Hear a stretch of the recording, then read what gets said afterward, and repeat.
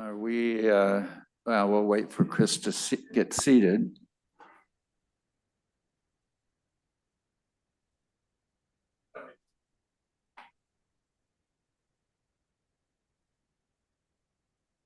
Chris, you're ready enough? Okay, let's go live. Good evening. I want to call to order the Planning Commission meeting for Tuesday, July 16th, 2024. Would Commissioner Doran please read the land acknowledgement? We acknowledge that the city of Kenmore is situated upon the ancestral lands of the Snohomish, Snoqualmie, Soxwattle, Duwamish, Stillaguamish, Tulalip, Suquamish, Muckleshoot, and other tribes who are part of the Coast Salish peoples. We recognize and express our deepest respect for their enduring stewardship and profound relationship with this land, which they have cherished and protected since time immemorial. We honor the First Peoples, acknowledge their vibrant cultures, and commit ourselves to learning from their wisdom in our journey to promote justice, equity, and mutual understanding. We pledge to stand alongside these communities in acknowledging past injustices and working towards a future that respects and celebrates the diverse heritage of this land. Thank you.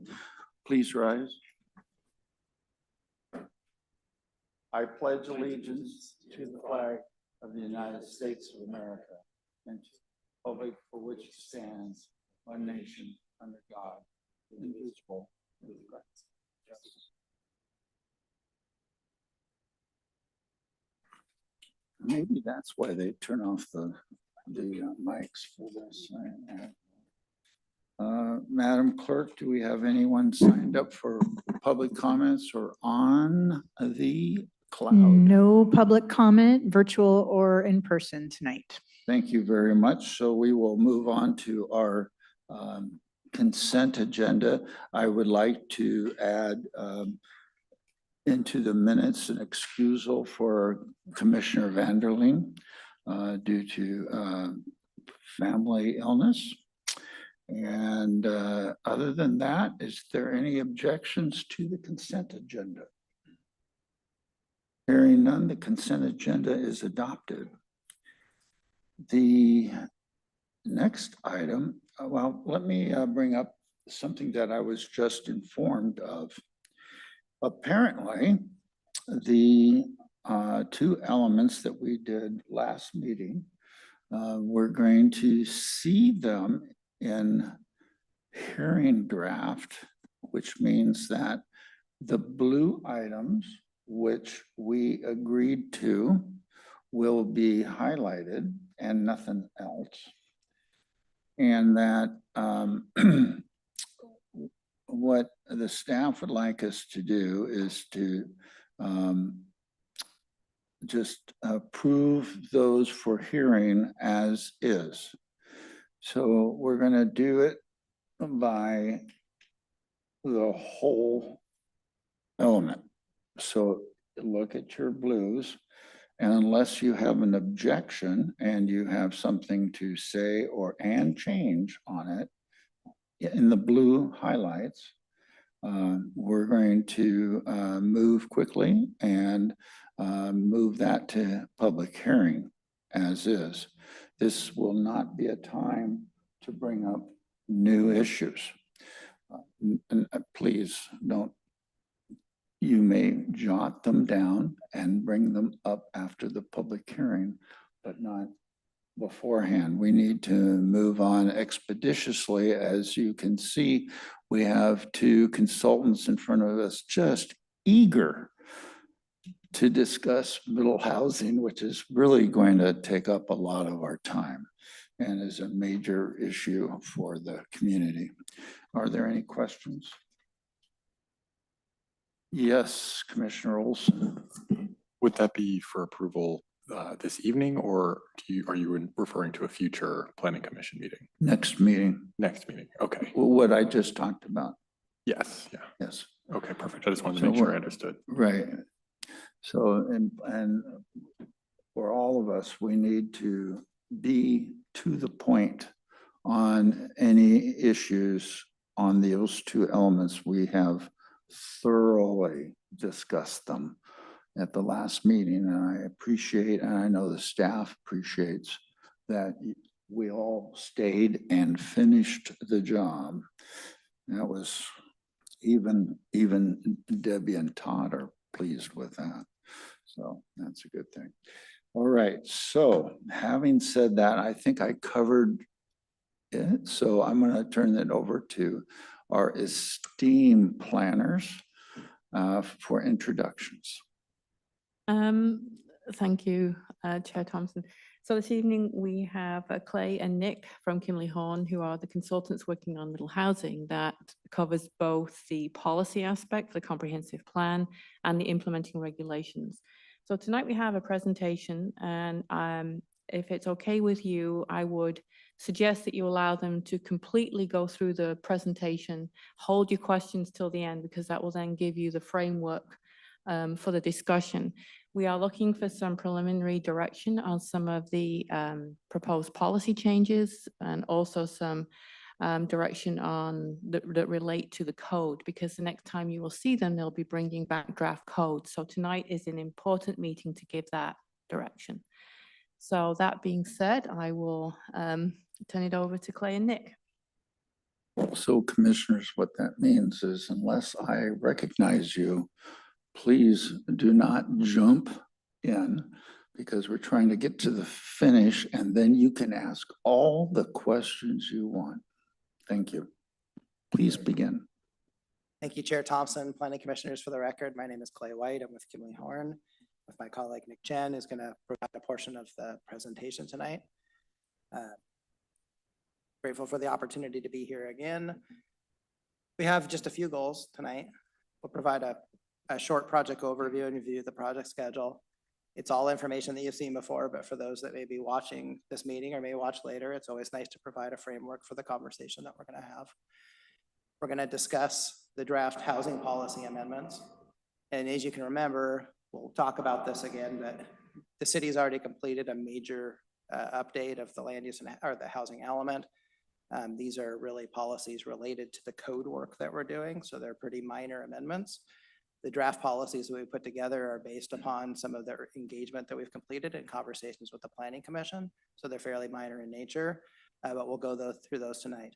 This won't be the only time that you'll see them, though, because they'll come back to you for the public meetings and hearing process. But if you have any insights or small code changes or word changes, this is an opportunity to make sure maybe we get you a more complete draft before we go to hearing. And then we talked to the last meeting about site plan scenarios. So what we're going to go through tonight is a number of site plan scenarios that kind of show how middle housing code might work under existing development regulations, kind of gives you existing conditions and kind of how things will work. And then we'll come back when we bring you the draft code and kind of show you how it will work with a proposed new code. So it kind of gives you the visual that goes along with the text. So it can help with some conversation. So we'll do that as well. But just a little bit background, just remember House Bill 1110 was passed in 2023. It requires the city of Kenmore to adopt housing policies and implementing regulations to allow more middle housing in residential zones. And I know that you've been working on policy the last few months, but really when you're seeing the policies tonight, think about those as providing the foundation, and your development regulations is everything that sits on that foundation. So, does it kind of set the framework for the code that you'd like to see? Does it talk about maybe some programs that would help, meet city goals? What are the things that you really want to accomplish? That's where you kind of set your policies, and then your development regulations execute on those policies. Our work must be completed by June 30th, 2025, or the model code that's in state law will apply. Our work is scheduled to be completed by the end of this year, and we'll talk about it in a minute. We're on task and to meet that deadline. This would apply to the R1 and R4 and R6 zones. So really just talking about our residential zones where growth is primarily focused on single family detached development. Some of the high level details of House Bill 1110, which are now, sometimes we talk about the bill, but they're really now just parts of the Growth Management Act. So they're in statute now. as we're developing regulations, we can't have development regulations applying to middle housing that are more strict than what you'd apply to existing family regulations. There has been legislation that requires limitations on administrative design review. If you have design review standards, there's limitations on parking requirements. We talked a little bit about the possibility of in zones where, you know, it's further away from transit, if you could find ways to incentivize more parking, but you can't require more parking. There's limitations. And then as part of this process, we'll be updating our subdivision regulations to allow these lots to be subdivided. And that's a new statutory requirement. Then, as you know, we're going to be focusing on the tier 2 provisions, which are focused on cities with a population of over 25,000. That would require allowing at least 6 of the 9 middle housing types. Arguably, you already allow 6 of the 9 housing types because townhomes are allowed, and those have multiple units in a building that could be considered triplexes, quadplexes, 5plexes, 6plexes. But we'll go through a process to ensure that occurs and define important terms. And then kind of the base guidelines are allowing at least 2 homes per lot. That would be like a duplex. But in some situations, the city would be required to allow up to 4 dwelling units per lot. That would be if one is affordable, or if you're close to transit, or if the city incentivizes ways or, you know, wants to allow more density on lots. So again, there's a difference between the underlying zoning and the density that's allowed in a zone, and then what's allowed on each one of those lots that could be created under the density allowance. And right now we're in July, so we're in meetings. This is that time to really get as good of information as we can from the community and from all of you. Then we can draft policies and solid development regulations. One of the nice things about talking about policy tonight, though, is it helps me frame up in my mind how we prepared draft development regulations as well. You know, when I hear when you're providing feedback, I'm not just listening to what your comments are, I'm thinking about how that would frame up code. Like what do you want to see? And so that we can get something that is as close to the finish line as possible, and then we can go through that amendment process. So we're still on track. And then of course we'll have meetings, meetings and hearings in October, November, and December. So let's take a look through the draft housing policies. So just to provide a little bit of context, we kind of got into it a little bit, but this is kind of the last step of a very long process. The housing element update was completed in November of 2022. So there is a substantial amount of policies that address changes in the statutes for housing element requirements. So a lot of your base policies have been updated consistent with the Growth Management Act, and that's as part of your periodic update. So you've met a lot of those tests.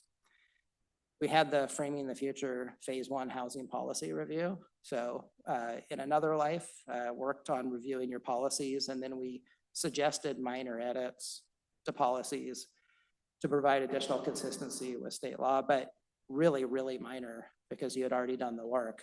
But it helped kind of check the box on the grant that was going through at the time to make sure, you know, hey, you have these new requirements, have we done these things? But, you know, surprise, as you are going through that housing policy review, then more housing laws pass. We have House Bill 1110. The House Bill 1220 was really the housing element requirements, those changes, but those are really reflected in a lot of the policies that you already see. And then House Bill 1110 is what we're focused on here. House Bill 1337 is the accessory dwelling unit legislation. So what we're trying to make sure that we do in policy is make sure to bridge the gap so that we're providing for that variety of housing types that is required under House Bill 1110.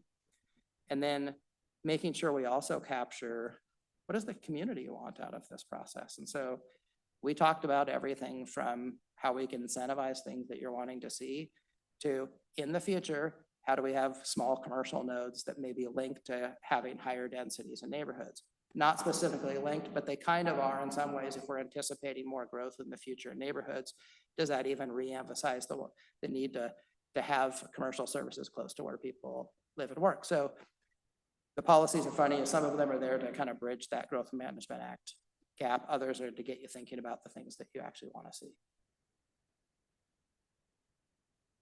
So the first one is an amendment to existing policy LU 1.5.1. And it says, ensure that zoning regulations provide for a range of housing types and densities, such as lower density, single-family neighborhoods. And what we've included is, and medium density neighborhoods that combine single-family housing with housing types such as duplexes, triplexes, cottage housing, and neighborhoods with larger multifamily development. So it's really just trying to link that within both our lower density single family and medium density neighborhoods, you're going to have more than one housing type.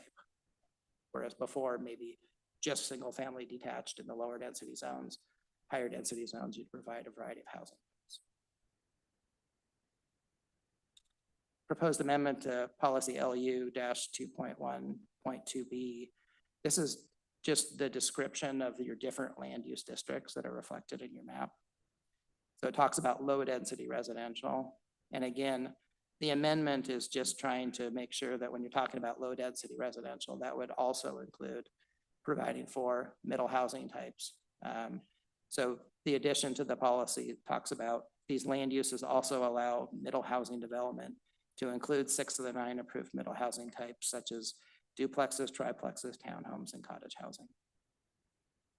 So just to be clear, when you have a policy like this, it's just stating the intention of that land use designation. It doesn't mean that in all cases that you can build all of those housing types on every lot. You'd have to comply with all of the development regulations, but it's really just making changes to the intent of those land use designations.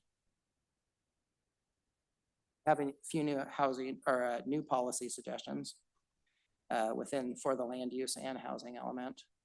New housing policy, which would be H-1.1.4. Consider modifications to existing development standards, which make the development of middle housing types more feasible when maintaining existing housing on single family lots. It could be retaining instead of maintaining, if you wanted to switch out that word.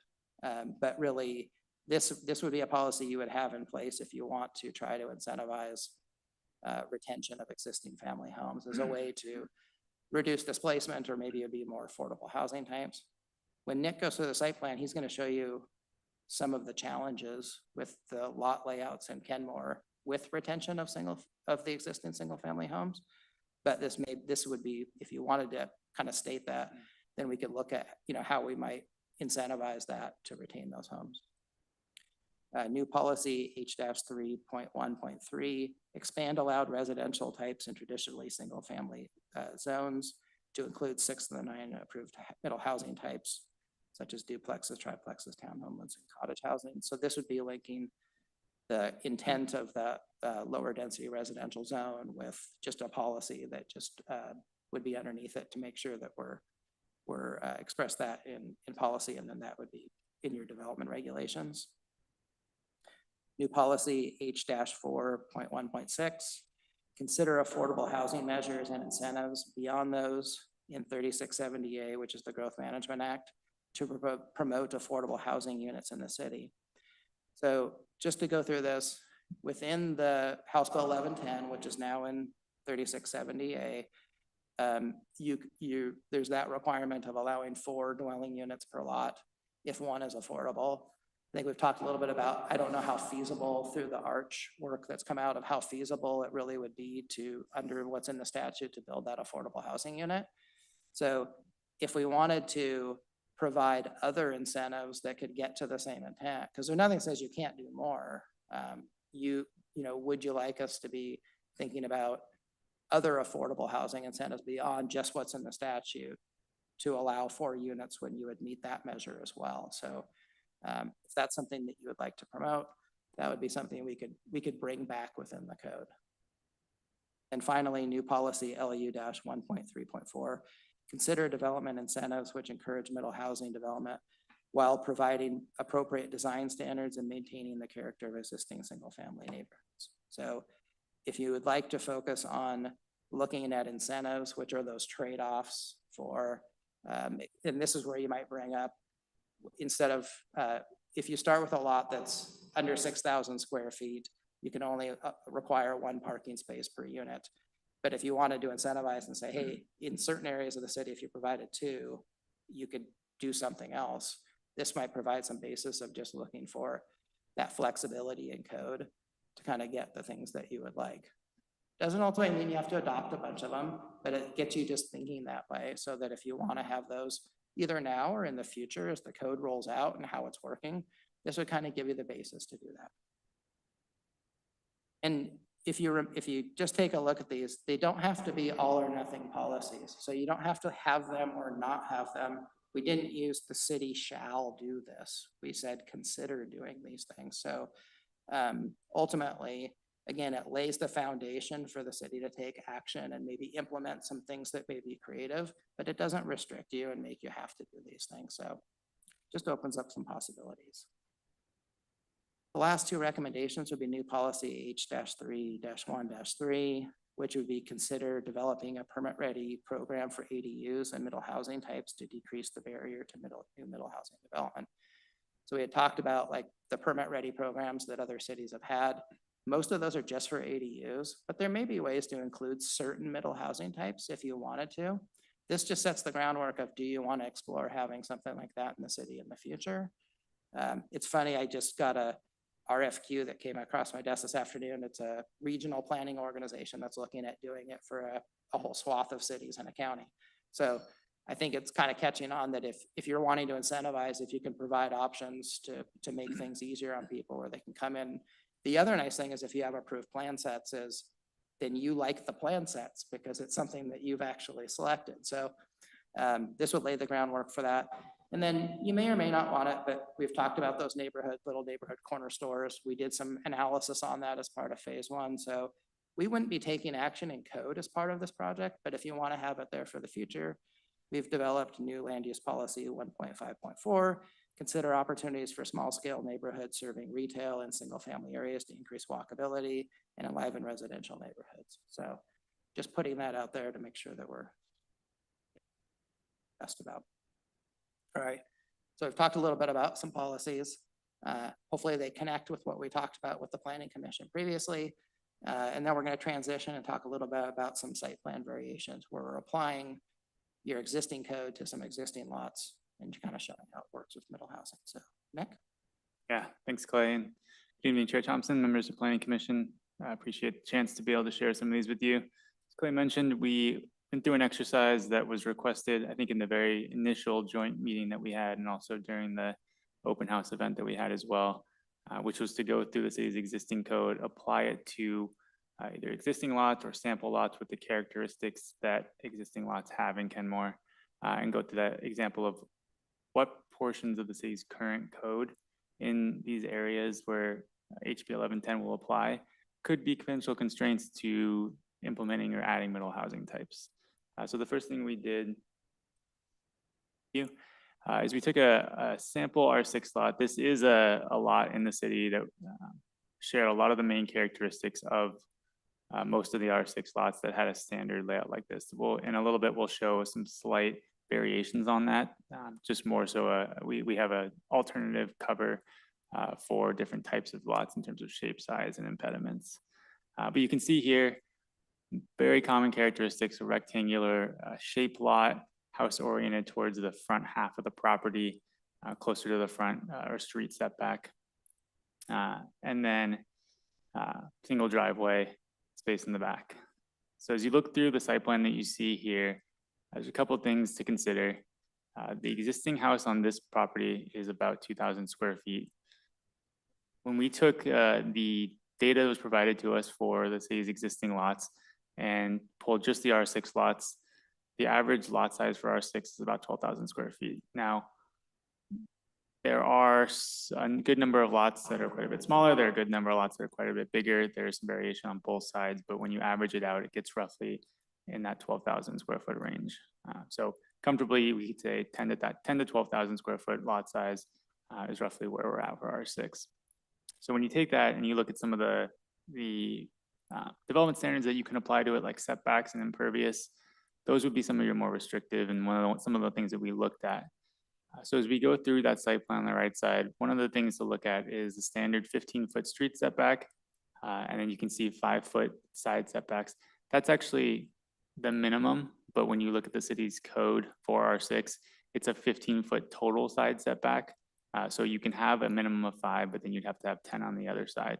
The example showing here actually has 7 and 8, so it does equal that 15. But you can see that potentially a bit of a constraint when you need to have that side. Now it could help when you need to provide access to a lot or a new unit that's in the rear, but we'll get to that in a second. The standard 20-foot setback, rear setback, does not really present too much of an issue. It could start to constrain a lot that was really shallow. So that could be a potential issue there in terms of trying to implement a middle housing type. I wanted to touch on impervious for a little bit because the city does have a base impervious standard of 60% and a max impervious of 70% if certain requirements are met. But on that average lot size of 12,000, that would allow you to have an impervious, which would be your driveway. It could be a number of other things, including the unit, 7,200. And with an average, again, that single family size and the middle housing type might be slightly smaller. You can see there's a good amount of impervious in terms of the standard that wouldn't impede adding another unit or two as part of the middle housing type. So that doesn't appear to be an impediment. Some of the things that we did look at that we wanted to flag were vehicle access to the second unit. A number of units that we looked at as part of this analysis don't have enough of a side setback or enough space between the house and the property line on the side to be able to provide clear vehicular access to the back. There are potential options of identifying spots for on-site or off-street parking for that unit at the rear or at the front of the lot, and then having people walk to the back. That's an option if someone wanted to keep an existing structure in place. But it does present an issue when you're trying to think about getting a car to the rear of the lot. Similar to that, fire accessibility becomes a bit of an issue as well. Depending on how deep that lot is, there's a typical 150-foot hose pole of how long you can go and needing to basically wrap around a structure. So again, depending on the characteristics of that lot, this example lot here, if you were to put a building on the rear lot setback line at that 20 feet, it would be, depending on the building, very close to meeting that 150-foot hose pole on each side. The last thing is multiple ingress egress points. Right now, there's not a clear definition for how many driveways you could have going into a lot. It could increase the number of curb cuts that go into that lot, but it is something to look at that we want to consider as part of the code. So a couple takeaways for this particular type on the next slide, if we want to jump to that one. So the lot potential, lots that have these similar characteristics have the potential to keep the existing units and again, add an off-street parking spot to be able to accommodate housing in the back or to accommodate new development types. And on the next slide, we'll cover that for what the base scenario looks like for Kenmore. Just one thing to point on here. So visually think, if you wanted to add on to that house and make it a duplex, let's say you wanted to retain that house and make it a duplex, or if you were going to add 2 accessory dwelling units that you could allow under, just how would you work that if you wanted to keep that home? And it would be different if you were removing it. Exactly, yeah. So again, I think I covered some of our initial findings, but existing side yards may be too narrow for vehicular access. Impervious surface is not likely an issue for most new housing types, and existing development standards in R6 don't really appear to have a lot of impediments towards building middle housing. So that's a good sign. We did want to cover a potential development example. The 4 units does meet that requirement if one unit is affordable or if we're within a quarter mile of a transit stop. So we did want to cover, could a 4-unit development get built? This is a very standard townhouse size in terms of the unit. It allows for a garage on the first floor to accommodate 1 parking stall, and then typically is 3 stories. This would meet all the existing setback requirements, provided things like a private drive could exist in the side setback, which is something that still needs to be worked through. It's not entirely clear in the code because it's not generally something that needed to be addressed in this area until now. So provided something like that could still occur in the side setback, this is a layout that could work with potential common open space and on-site drainage and still accommodate, because this lot's bigger than 6,000 square feet, still accommodate those 2 parking spots per unit. On this particular example, the impervious surface is 5,300 square feet, and minus some of the sidewalks and those types of things, that includes basically your private drive, parking spaces, and the townhomes development themselves. It's probably slightly higher when you start to bring in sidewalks, depending on the types of materials used and that kind of thing. But it's still under that 7,200 square foot permitted under the current code for this size lot. And it does allow something like a common recreational open space. So again, that scenario of 4 units which is sort of the base scenario if somebody does come in with an affordable unit or within the quarter mile of the transit stop, would be accommodated here. And lastly, one thing we wanted to do is look through a couple different scenarios. So there are a number of cul-de-sacs in the city as well, and they do tend to kind of end in areas that have potential wetlands. So one thing we wanted to look at was how does that a wetland buffer or some kind of critical areas buffer impact it? And there is no set number. It kind of depends on what the critical area impact is. So we chose, to illustrate a buffer that just basically shows, depending on the lot size, lot shape, orientation of the existing house, it's going to decrease the buildable area, and it might make it very difficult to build a middle housing type or an additional unit unless you take the existing structure away, at which time you get slightly more flexibility. And then lastly, cul-de-sacs as well typically have a much smaller street side or street facing entryway, and it gets back to that access issue, being able to take access likely off of one driveway to be able to access lots in the back. It makes it a little tougher to maintain existing homes. And then we have one last example here that was fairly common in the city as well, although not nearly as common as the two we went through before, but it does illustrate some interesting points. This is where two local roadways meet in the community, and you're on a corner lot. This particular lot sits about in the middle, but you could imagine, a unit that sits closer to the front, or something that sits closer to the back with a large front yard. Either way, there's some flexibility in there. The two things we wanted to highlight here were there's some flexibility of this scenario when you have a detached garage of attaching that to the unit and then opening up the back of the lot, and also figuring out access for entry points from a side yard. And then how do we address, what is the street facing setback for that new unit versus what is the side yard? Because if you do keep that 20-foot rear setback, it does limit the space that's there. So it's a little bit of a defining in the code exactly when you have these two units and you have this condition, how your setbacks are defined and how they stay. Is it based off the main unit? Does it adjust at all? We're still working through that with staff. So those are a couple of development examples we wanted to run through. They did illustrate a lot for us in terms of potential code updates. I think the one thing to stress again is that overall, Kenmore's code in terms of R6 and R4 doesn't present really huge issues in our opinion. There are things to work through and certain items to touch on, but a lot of the way the code is set up right now does accommodate middle housing types in the future. I think before I turn it back over, just one thing, the reason that we highlighted the existing single family home is, I think, we haven't looked at just all of the economic factors. I know that ART has for some of the redevelopment types, but it's more likely that it would pencil to have an existing family home and put an add-on to make it a duplex than it would be to tear down one home and build a duplex. It's more likely that you're going to see 2 ADUs on a lot and retain the existing home than it is that you're going to see, a duplex get built where one single family was. So that's why it's kind of important you're looking at that retention. Where you allow 4 units, that may be completely different.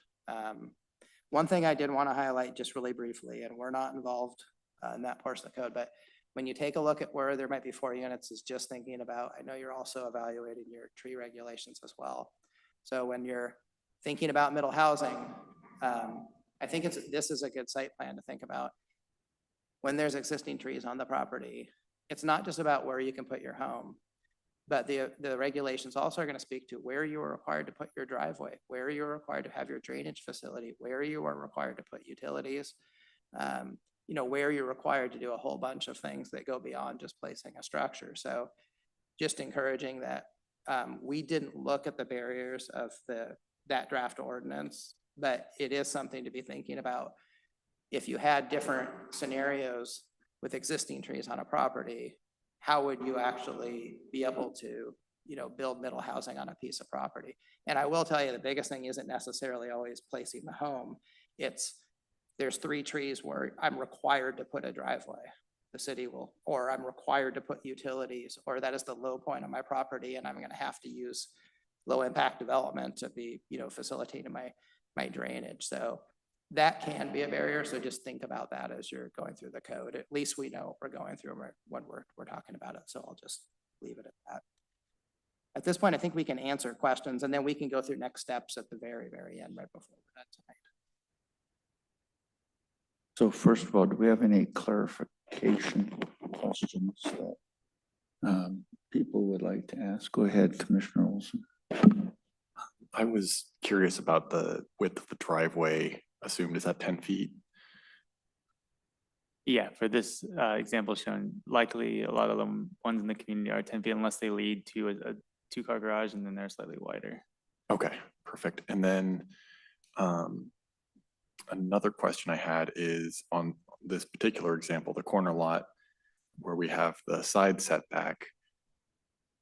Is the side setback applies to the side street? Like how do we figure out which way the street goes? And I think it's an interesting question because it's kind of got two fronts, right? So you've got the street setback that's 15 feet. Is that a minimum 15 feet on both sides, or is it something where it needs to be a minimum of 15 feet on one side and that's up to?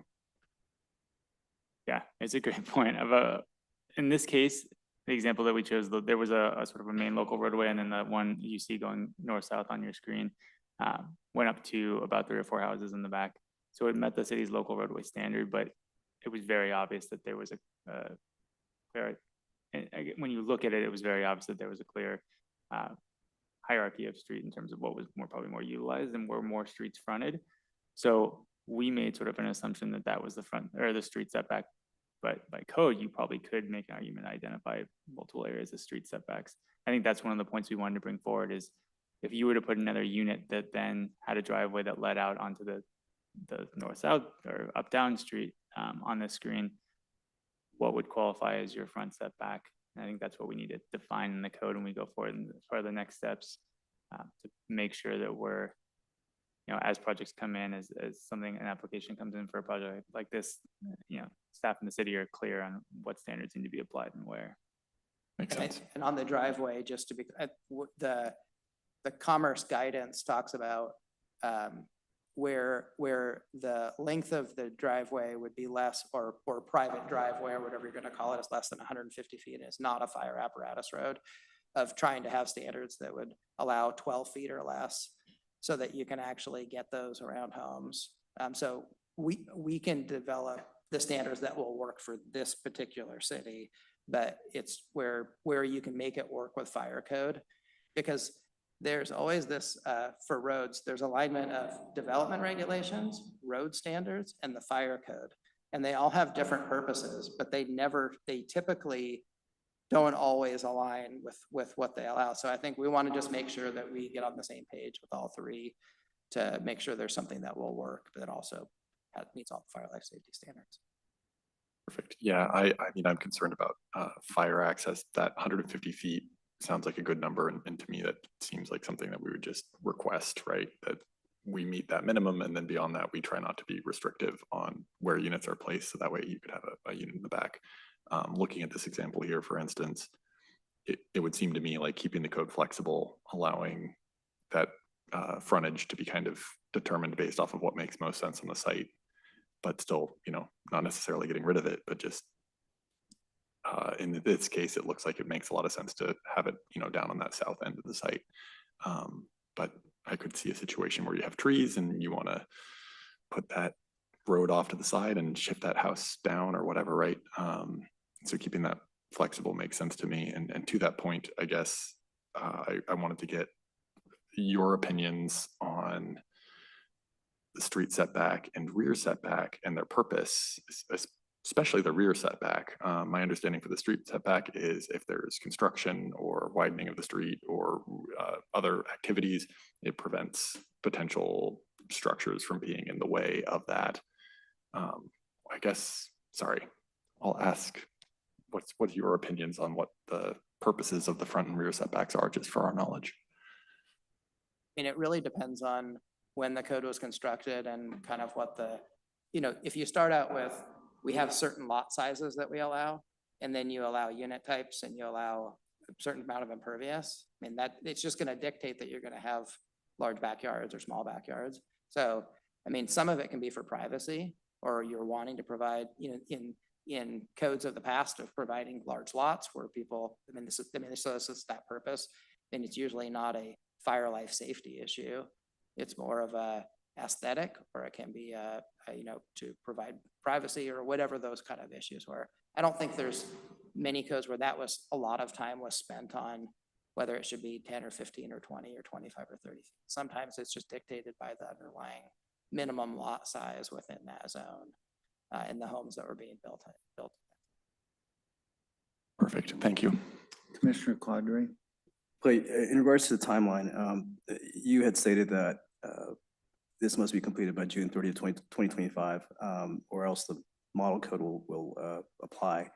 For folks watching and folks who may watch this later on, could you briefly summarize the model code and what that entails? I think that's important for people to know. Yeah, so Commerce put together some guidance, a user guide for communities, but they also put together a model ordinance. Model ordinance has kind of two purposes. One is it's the form of an ordinance cities could use to kind of adopt standards, but it also outlines the provisions that would apply if you don't take action. So the 2 units within residential zones would be automatically authorized, would kind of circumvent existing code. 4 units, you know, near transit and when one was affordable. The parking standards would be automatically modified. So kind of all of the basic elements of House Bill 1110 would be allowed as of July 1st of next year if no action is taken. And we're ahead of schedule, right, in terms of the timeline. Correct. One of the things that the city team asked is that since you're updating the comprehensive plan, if we could move these with the comprehensive plan update, so the housing element is just part of the comprehensive plan update, and if we can move the code by the end of the year, then that would just conclude with that process. Because I know there's other state laws that have changed that the city's, you know, working on and projects, so that's kind of been the goal. Thank you. Commissioner Evangeline? Yes, I'd like some help. I'm still trying to understand how the density allowance works. Particularly, what's the definition of a lot? So using your example of a common R6, 12,000 square feet, how does that configure to how, when you say you can have X number of units on a lot, what is a lot? How do you determine how many, whether or not you can have those units in there or not? Well, I mean, I think there's a few things to consider, and we have to make sure this code is going to be technical, so we're going to have to walk through it together. So the first thing is, if we leave the bulk standards in the code that talk about dwelling units per acre alone, then there may be an opportunity for some lots that are large enough in the city, they could subdivide right now. So, you know, think about if you had in the R6 zone, if you've got a 25,000 square foot lot under existing zoning, they could subdivide under existing. This would be applied to lots that can't be further subdivided under the bulk standards. So when they get to a point where they couldn't use the bulk standards, then you could apply the lot density allowed in 1110 of, you know, 2 middle housing units or 2 ADUs under 1337 or up to 4 units depending on the, so you first, you know, the way that we're kind of looking at this is first apply the bulk standards that exist. And then when you've exercised that, but there isn't this multiplier effect of just being able to take the existing zoning and then create 2 lots and then create 2 lots and then create 2 lots. So there is we will make sure that's clear in the code when this line is crossed and now you can kick over to here, but once you do that, there is no more. The other thing that's kind of come out from the legislature, because those 2 pieces of legislation passed, you know, almost at the same time, is you don't have to permit 2 ADUs and all of the middle housing as well. So you don't have to allow a single family lot to have, you know, 2 ADUs plus middle housing units. So we have to navigate it so where you know, it's clear on you can either do this or you can do this. But unless the city wants to allow that, which you could, some cities have, you know, already have that kind of permissive standards where they already exceed what these new state requirements have, then we'll make sure that's very clear too. Does that help you? Partially. Let me try and give you an example. We've got a 12,000 square foot lot, and 1110 says you could have two units on that lot. I understand it. Do I understand that correctly? Correct. Leaving aside the bulk. Yeah. That's an alternative. If you've got a 6,000 square foot lot, can you have 2 units on it? If you have a 500 square foot lot, can you have 2 units on it? No, because the minimum is 1,000 square feet. Thank you. so- That's what I'm looking for.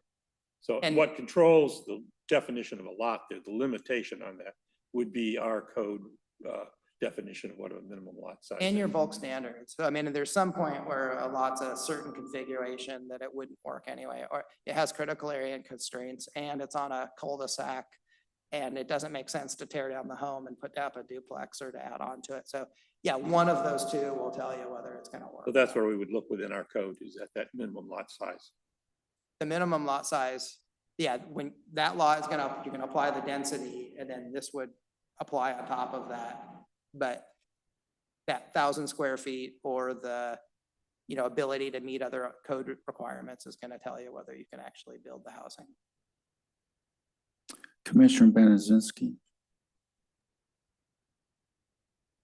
Could you please say something about how street setbacks interact with city right-of-ways on lots? I see on this, on this image that you're showing, the R4 multi-entry development, the street setback is starting right from the street. But I know that some lots have right-of-ways. For example, our lot has, we have a ditch, and that's in the city right-of-way. So I'm wondering if in that case, the street setback starts from the end of the city right-of-way, or if it still starts from the street. It starts from the edge of the right of way. So this is Okay, kind of yep. an oversimplified example where the right of Okay. way and sort of curve, if you will, are at the same Yeah. spot. But in many cases, for some street types, there are Mhm. sidewalks or something else that go as part of the standard street width, and they would start from that edge of the right of way. Okay, does that further complicate things for us, or you are accounting for that in your assessment of what seems allowable or doable and what wouldn't? It might, in some cases, it might shrink the lot depth a little bit, but in Mhm. general, there's enough room there that I don't think it really changes too much of the findings. Okay, thank you.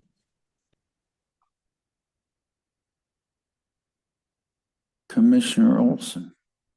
I'm gonna go back to the unit density. So under that example, 12,000 square foot lot, 4 units on the lot, just running the numbers backwards, that's 14 and a half-ish units an acre. If we're calculating density under that guidance, my current understanding, and I haven't read this in like a month or two, so I could be off here, is that R6 is not really R6. It's like R6 to R10, depending on some other incentives if they're met. So we're already above R6 in some ways.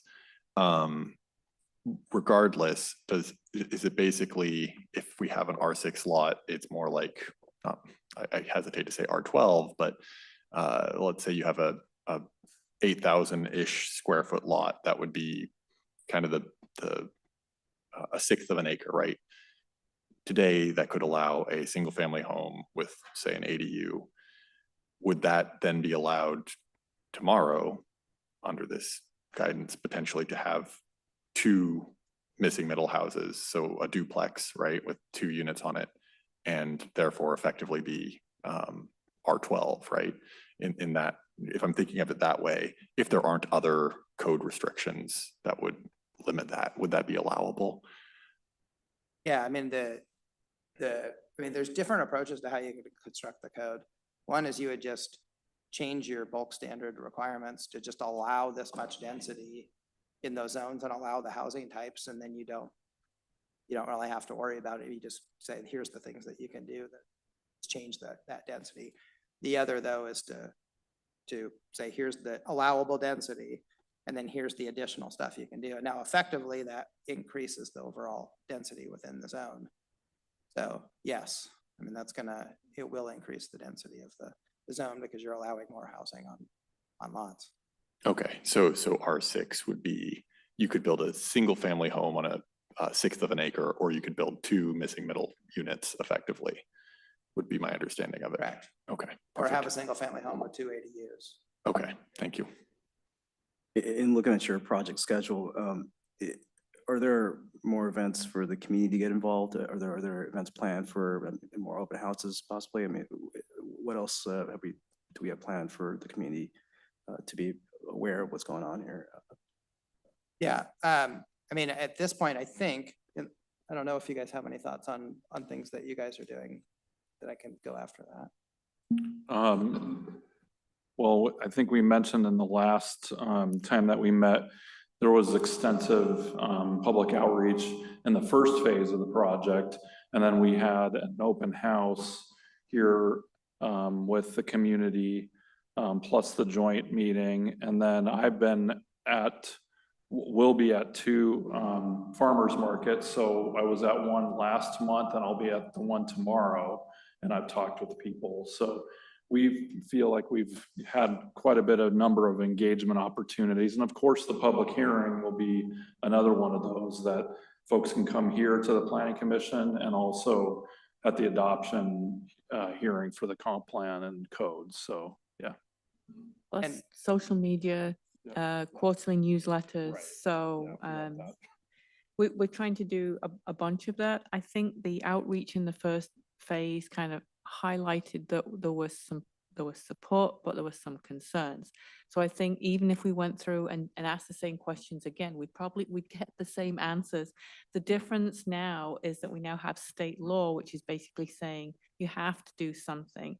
So all we're trying to do now is ensure that the regulations that we bring forward, we can kind of say that some of the concerns are addressed, or it's more of a compromise, or it's, do you want to do this or this? And that was one of the exercises that we did in the open house, is asking what some of those choices the community would make if they had to make a choice between code A or code B.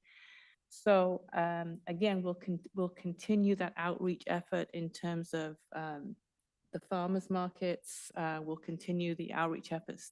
I mean, this is outreach. I mean, there's not a lot of people here, but it's still outreach. And again, I think in the newsletters is where a lot of people get their information, and we'll keep the website updated. We've talked about perhaps when we get closer to having a draft code, is kind of expanding the website so people can kind of have, the engagement HQ. I think it was used in a couple of other city projects where people can kind of provide comments, and sort of it's more engaging that way. So we are looking at different ways for community involvement, but it will not be as, because we've already done a strong outreach. We're now spending our time kind of focusing more on the code and policy development side, rather than asking people, what do you want? Because we spent a lot of time in phase one asking just that. And I think that, I mean, it will help that we've received enough feedback that now we just need to put something out that you guys could provide comments on and the public can react to. I think maybe one of the things that we might be able to do is, we did some frequently asked questions, and we also did some like, hey, here's what this is, and here's what it isn't, and here's why we're doing it. So we can probably also do a little bit of that with the code to break it down a little bit, so we don't go like, here's a massive amount of code and try to figure out what it does and what it doesn't. So we can probably try to just take that and say, this is what these code amendments would do, here's what they wouldn't do, and try to provide some help to folks so they can participate without having to be able to dive in between the lines and try to figure out all the words. Commissioner Vanderleen? Yes, draft policy recommendations, LU 1.5.1.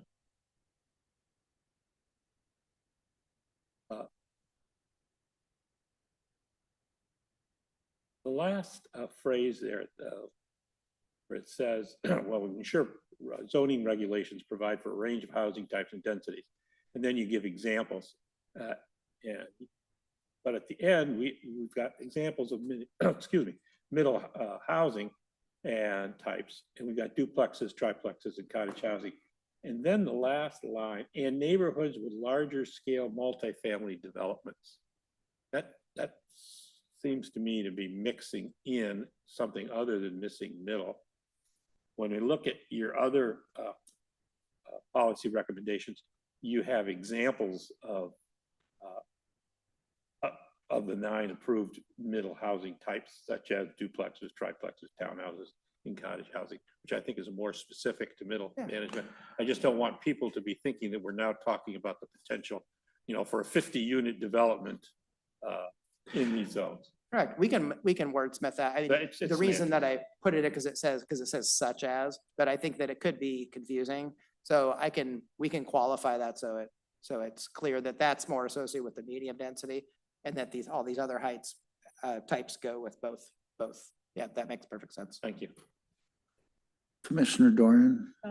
Point of clarification / request for information. Looking at this and looking at the existing land use element, a number of these points are already in our element, correct? Like the only thing that's changed here is the underlined and. The rest of this is all already in the land use element. So that's kind of what I've been trying to do, is do a crosswalk from what we've already got. Because again, request for information, my understanding was we actually got a lot of the policy framework in when we were looking at middle housing last time. What didn't get adopted was the code.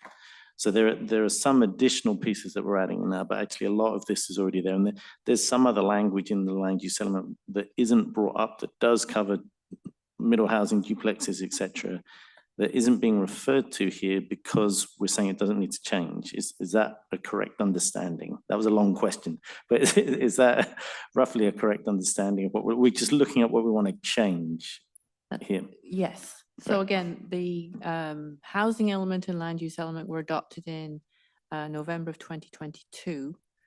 And there was some assumptions for allowances for future middle housing, but the code was not adopted. After that, the state law changed. So we now have to go back and make those policies that were adopted in 2022 consistent with the state law, as well as now develop those implementing regulations. And did I miss a question?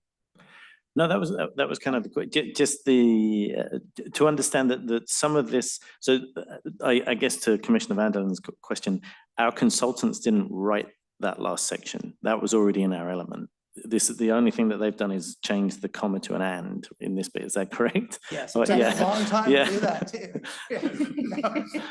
I think this is one of the ones that was one of the small policy suggestions from part 1 when we analyzed it. So yeah, just an easy way to kind of connect things. Commissioner Olson? While we're on this topic on LU 1.5.1, I would say when I read this, I think part of what I liked about this is including that last line, and I can see where it's confusing because I was a little confused the first time I read this, and frankly, I think I might have just rationalized it, which could mean it needs some clarity, right? But I like that it's pointing out that missing middle doesn't necessarily just go in single family. It can go in near multifamily developments as well, to kind of help add diversity to building types and housing types and densities. So I agree it could use some clarification. I just want to make sure that we are maintaining that we don't necessarily expect missing middle only in low density areas, but also, the range, right, from low density to, I would hesitate to call it high density, but at least in Kenmore, but higher densities as well. Yeah, I think when you get more to the higher density land use designations, then you're talking about townhomes at a higher density, or you're getting to multifamily and stuff. So you're getting out of that range. But we can just make sure it's clear that the multifamily development would be associated with the medium density neighborhoods, that definition, and not with the lower density neighborhoods. And then I have a follow-up question on another policy, which is H-1.1.4. The more feasible when maintaining existing housing. I was thinking just development to make the development of missing middle housing types more feasible, and incentives or something along those lines for retaining existing housing, as opposed to emphasizing that we're going to make it more feasible to maintain existing housing, but rather have some incentives or other flexibility perhaps in the code to allow that maintenance of existing housing. Yeah, I just wanted to mention that there.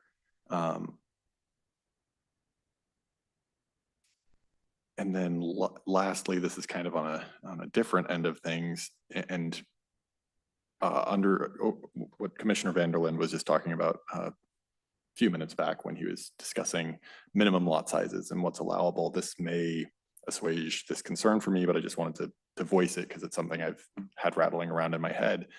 And the concern that I have is outside of the areas near transit, we end up in a situation where a developer looks at a lot, and if it's a typical 10,000 square foot lot, they can't subdivide it significantly. They're going, if I were a developer and I'm looking at the regulations, I'm almost certainly going to build a single family home with an ADU and a DADU before I build anything else, because that's what lets me build the most square footage for the cheapest amount in the easiest way possible, right? I can't build 3 missing middle houses, but I can build 3 units effectively with an ADU, DADU, and a single family home, and I can get the same amount of square footage by just building the single family home as big as I can possibly build it.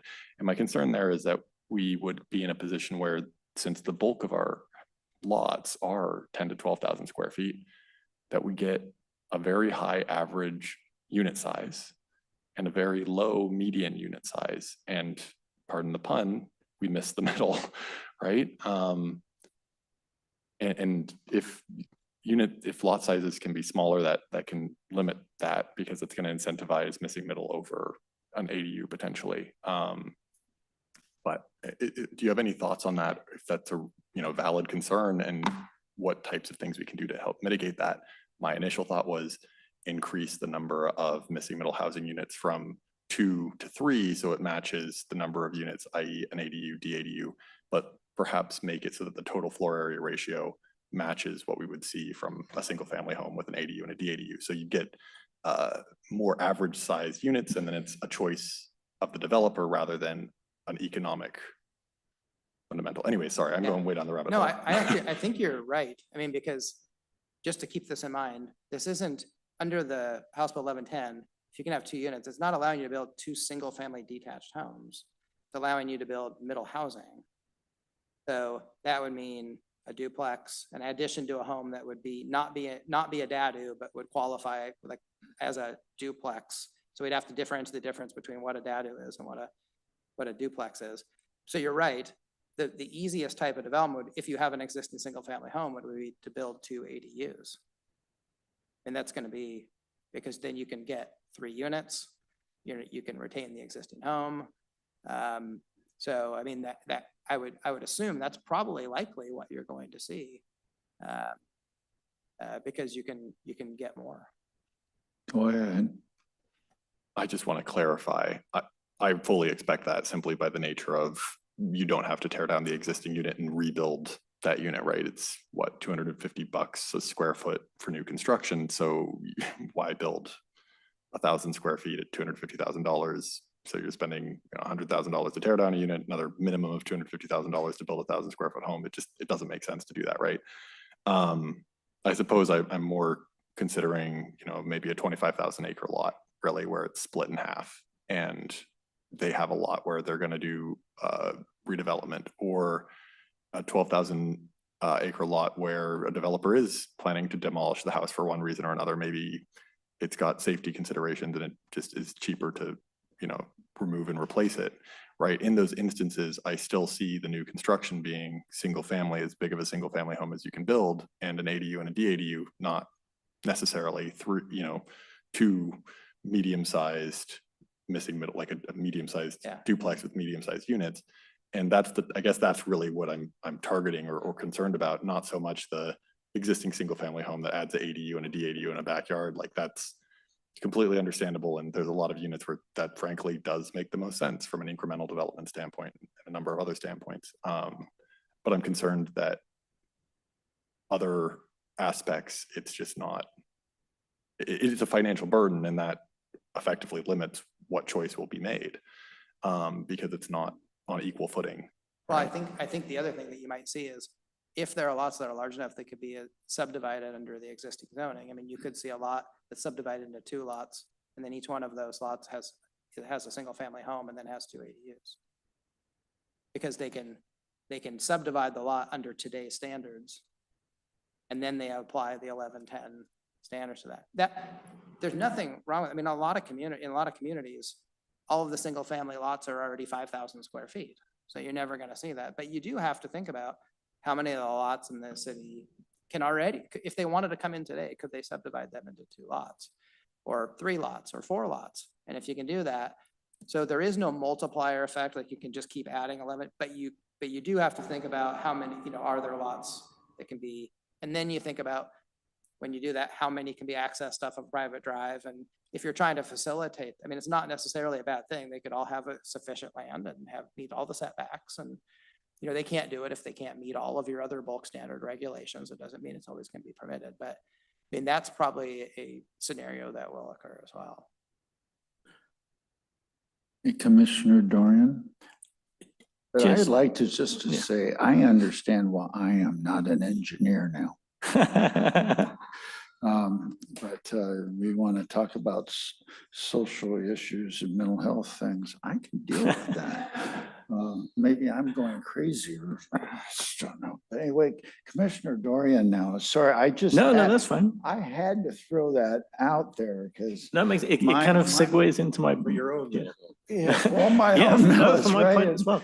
I wanted to kind of clarify where we were, because I know we were quiet throughout the presentation, and then we were in a phase of asking clarifying questions, and we've kind of morphed into talking about policy. So just checking, where are we? And also, what do you need from us tonight? Is it primarily guidance on the policy recommendations or what? Okay, Yeah, what? So thank you. We are into the general discussions Okay. so that we can, in our own, each of our minds, kind of answer some questions that will lead us to making policy decisions. Now, my understanding is that there are specific element issues that policy directions that you will want tonight, if we could, right? Yeah, I mean, I think that the policy changes that we're proposing are pretty minor. So I think what I'm needing tonight, all I'm needing is you're heading in the right direction. We'll make a few changes. We're not bound to this because it's coming to a public hearing, so we might have another. But yeah, we like, there's one on a permit ready program, and we like that there's one that's looking at incentives. In terms of the code, I feel like we have enough information that we just need to go write a code. So then you have something to go, I like this, or I don't like this, or can you change this section, or what about this? So, I mean, the site layouts we did were really informational, so you can think visually and not just code-wise. And then we'll bring some of those back to think about how they would apply to the code that we'd be proposing. So really tonight, just the wordsmithing on policies or anything else. Other than that, I feel like we're ready to start getting some materials in front of you.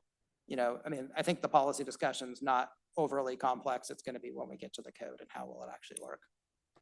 And the bottom line output when this is all done is some amendments to the element, and then the actual implementing ordinance. Did I get that right? Yes. The goal is to get everything done this year. We do have a little bit of time in terms of the code, but we definitely want to get the land use and housing elements adopted this year. Ideally, if we can bring forward a package with the development regulations, that's where we're trying to get to. And I'll clarify too on the housing and land use elements, not middle housing related items, but per the schedule, we're going to be coming to you for a discussion on housing element, non-middle housing requirements per like affordable housing and things like that. So there's some additional items in the housing element. Mostly land use doesn't have really hardly anything other than what Clay and Nick are talking about. So there'll be some really minor things because that element has been pretty much done, but there's been some new things that have changed that we need to address in the housing element since it was last adopted. So Debbie and I will just be coming alone to bring those forward to you so that you can review those. Thank you. So if the commission doesn't mind, I have a few questions of my own. Just a few. So where does we were talking about implementation, which would be ordinance stuff. Let's just call it the code. Mhm. So where does the design code fit into this? Design code, because it's mentioned from time to time in the missing middle housing documents. You're talking about having the design standards for those housing types. Yeah, I mean, that's still something we've got to work with the city team. I mean, you can't have standards that are more stringent than those that would apply to single family. Are you talking about having different design standards for these than you would apply to single family? Let's say that our constituents are very concerned. I already know one thing. They're very concerned about massive changes in neighborhoods.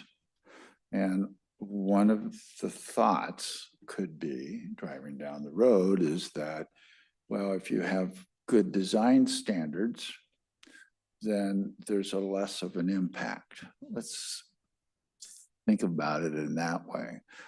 And so how does this design, that type of thought, how do we, is there special design standards for these multiple units in a neighborhood? The idea is that they're pretty comparable in terms of look and feel to a single family home. So for a single family home, we dictate things like where setbacks. So it kind of tells you where you can place a structure on a lot, but we don't kind of get into, the kind of windows or the kind of materials or anything like that for single family homes. So we were not expecting to get into that for a duplex or a triplex because they are pretty similar to a single family home. So if we were going to impose standards on a duplex, we'd have to impose those same standards on a single family home because they can't be more restrictive. And the only way that you'd be thinking is if you were a city that had really small lots and you're trying to figure out like having to reduce rear setbacks to be able to fit homes, then maybe you would incentivize and say, hey, you can reduce the rear setback when you don't put windows on the rear of the AD or the home for privacy issues. But I think that at least from the scenarios we've looked at, that's, we're not looking at reducing the existing setbacks that would apply to single family homes. So we would just apply the same standards that would apply to single family. Okay, thank you. Well, the next one's probably a slam dunk for you, but I just have to ask it. What about manufactured housing and how I've been watching some developments going in other cities around us, and it sure seems like there's a proliferation in some areas of some manufactured housing.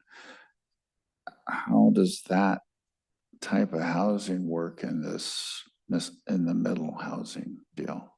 It's not a middle housing type. It would be like same as a single family detached home. You can't regulate manufactured housing differently than single family home under state law. So you can't say you bar it from certain neighborhoods. I mean, typically when lots are so expensive, putting one manufactured home on a piece of property versus where the lot value is several $100,000 isn't going to happen. But if you're looking at wanting to, there are jurisdictions that are incentivizing, like if they're looking to get more affordable housing, like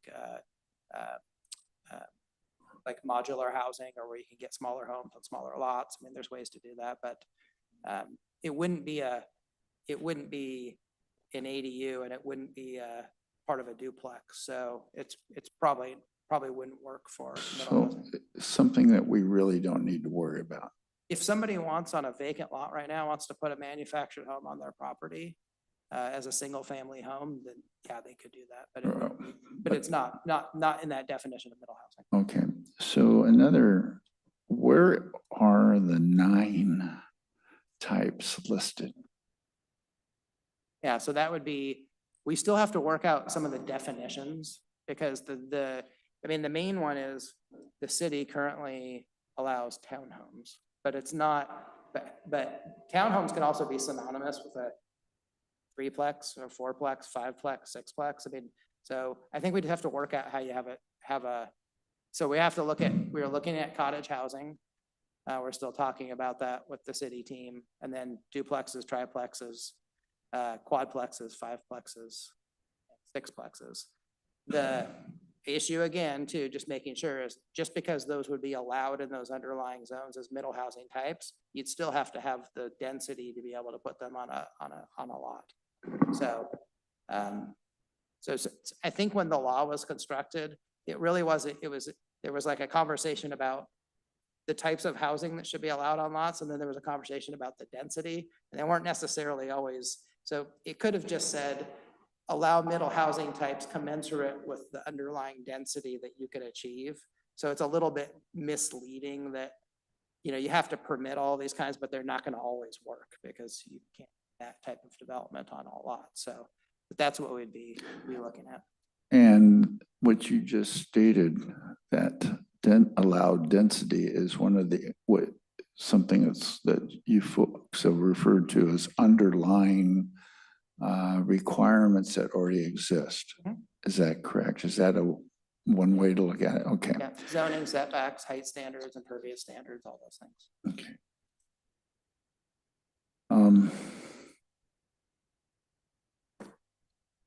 I am still slightly confused about this ADU deal. ADU is not one of the 9. Correct. So I've heard some throwing up, if you could have a single family home and 2 ADUs, that's not missing middle. Correct. That's under House Bill 1337. So Okay.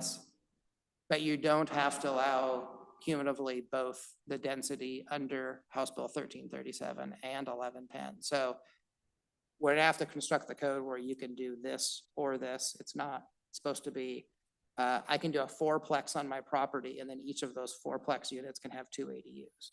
That's not the intention of those two legislation working together. It's very confusing just because they were in the same legislative session and they don't the bills don't necessarily talk to each other. So we've been working, I get, good information from Commerce and working through some of the legislative committees on kind of how that works when the bill was adopted and how it was adopted. And so, but a person could do 2 ADUs. We have to decide whether both would be attached, one would be attached and one would be detached, or both could be detached, but, and you also have to define the difference between what is an ADU, what is a DADU, what is an attached ADU, and what is a duplex, so, I mean, a lot of times there's these terms and unless you define their overlapping meaning, it's very confusing. So we'll make sure in our definitions, we're gonna have to make sure it's pretty clear on what all of these things are and what they aren't. Well, as my mind is wandering through the crochet of what you're discussing, what you're also saying is this topic that I kind of brought up and what you've just discussed is going to be a part of the implementing ordinance? Yeah, I mean, I think that what we've discussed with the city is the grant and the program was to address House Bill 1110. The Right. city also has this requirement to address 1337. We could just do an ordinance to address House Bill 1110. It would be smart if we looked at them and how they work together. So I mean, what we've offered is we should be having that conversation in totality. Some of the regulation and some of the bills don't also always, they have competing standards too. Like for ADUs, there's limitations on charging impact fees or frontage improvements. That's not the case for 1110. I mean, if we could have one set of, the way I'm kind of having it in my head, and we have to work it with the city team is you have your bulk standards. It will send you to a set of special development standards for ADUs and middle housing, and then it'll walk you through what you can and can't do and how it would be done. But it would be nice if we had a complete conversation with you instead of parsed it out in segments. So you can think about how it's gonna work together, because like Commissioner Olson said, I think it's probably more likely you're gonna see accessory dwelling units than middle housing. So if you have a 1 acre lot, so the first thing you have to apply is the bulk rate. Is that what the term is, the bulk? That's terminology, that would be your zoning and development standards, correct? Right. If you wanted to subdivide it, you're talking about. Right. And then when you subdivide it, and like you said, you can't play you get a twofer. Yeah, you can't, you can achieve what the zoning already allows.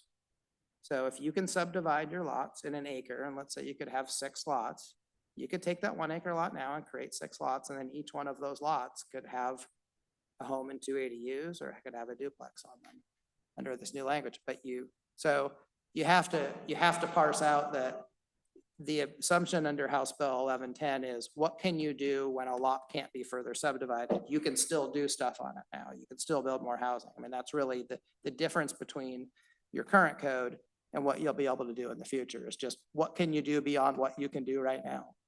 And so that will be 2 units, 4 units in certain circumstances, 2 ADUs when it pairing with a single family home when it's part of that other legislation.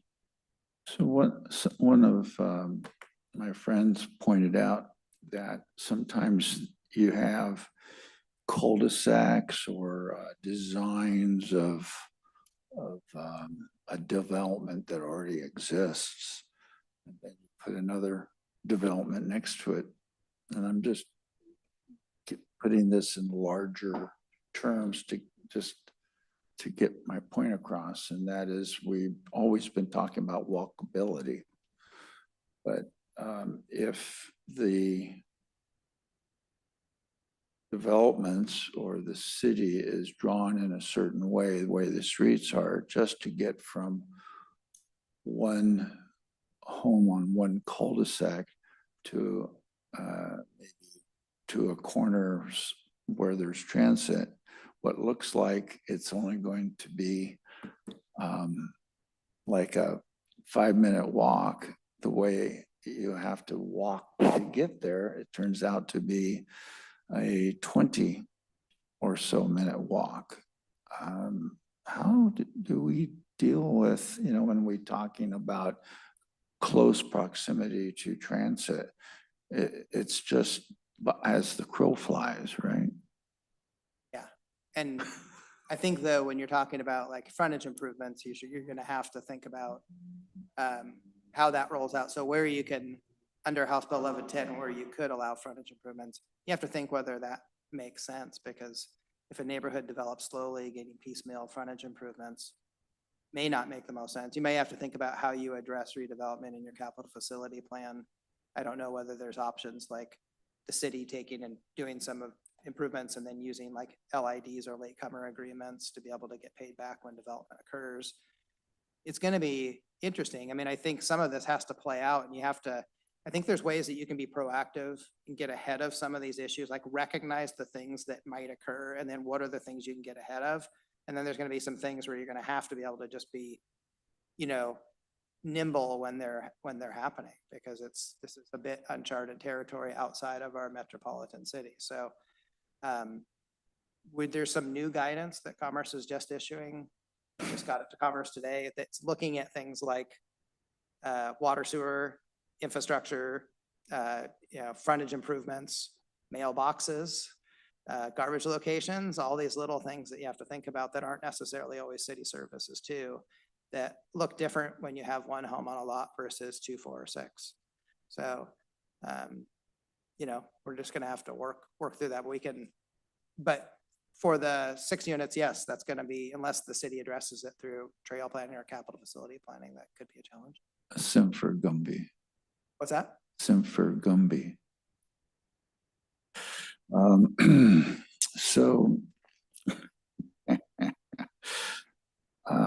I've always been after a definition of affordability with regard to house purchases, not rentals.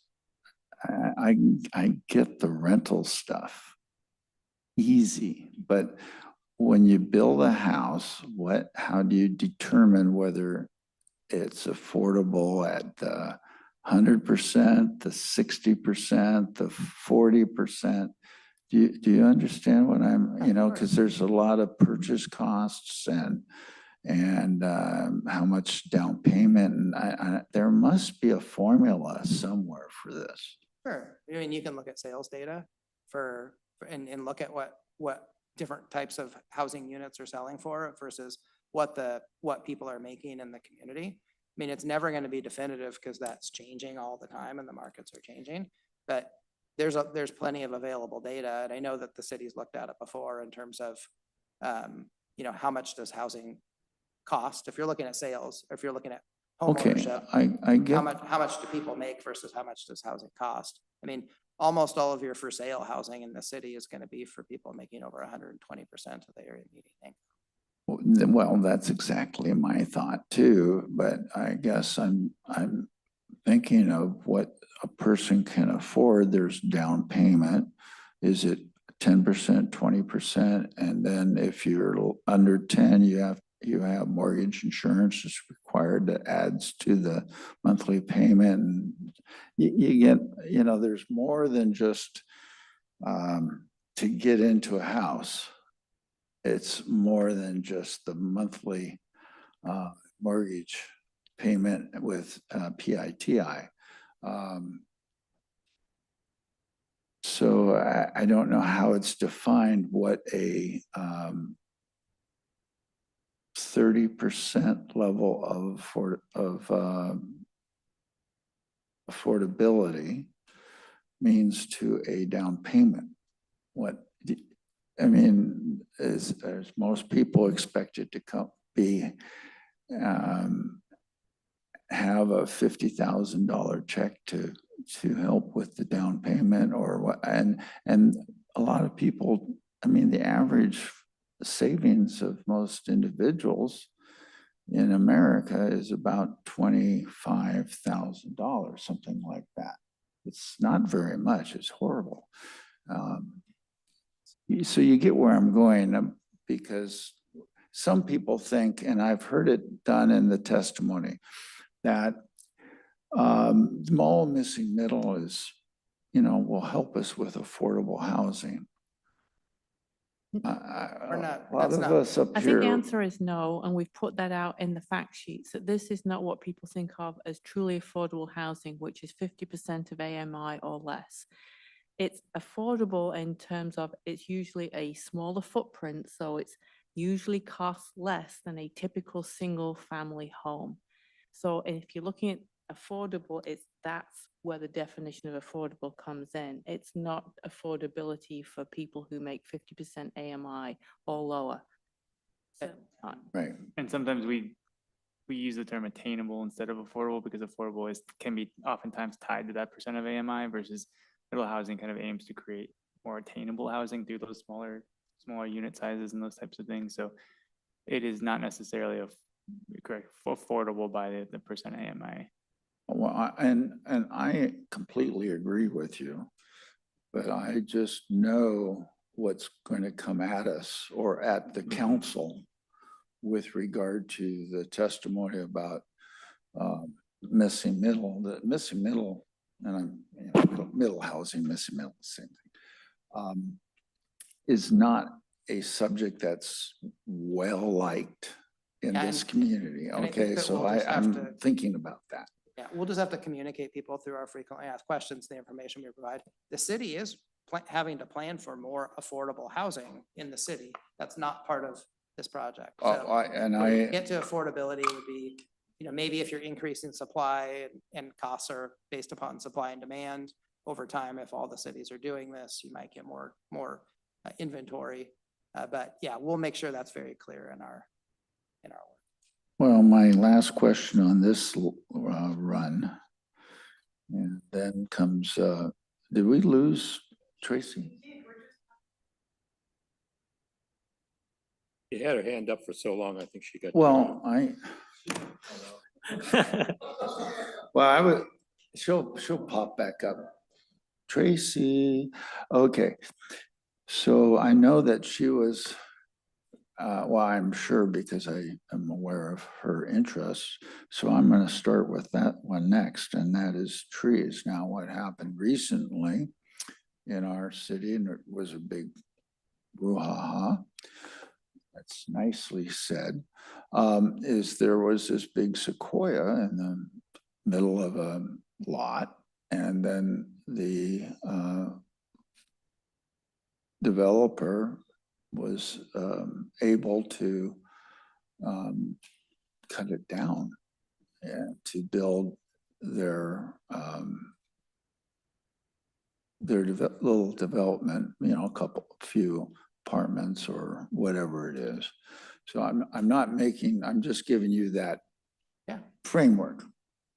So where do we sit on those kinds of problems, and or you know, cutting down 50% of the tree cover canopy of a lot, which may not be,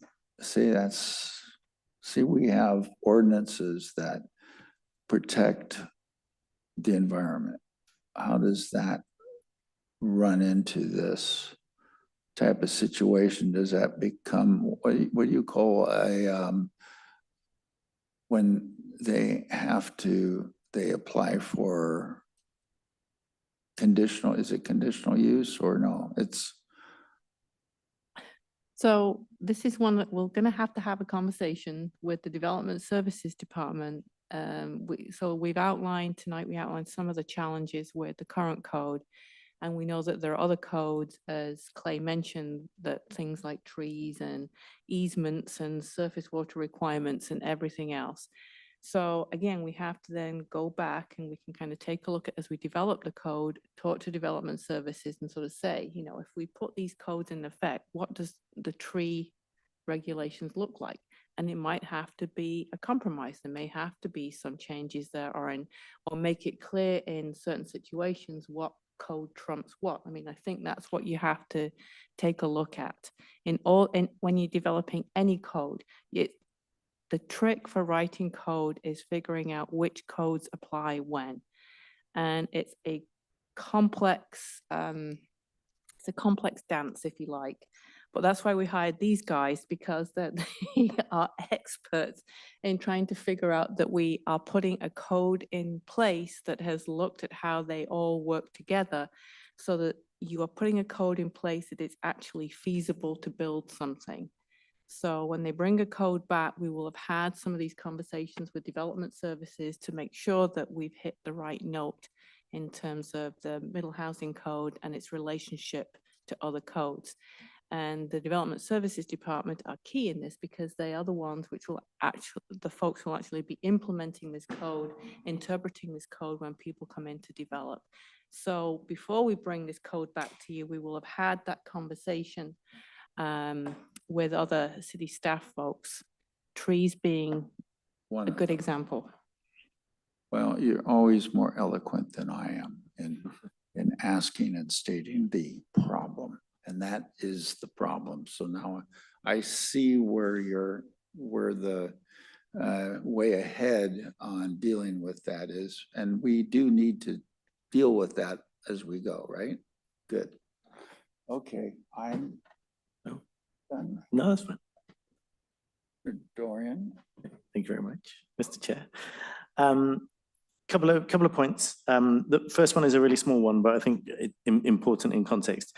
Earlier in the presentation, I saw the 2023 population estimates referenced. The 2024 population estimates are out now, and they haven't grown massively.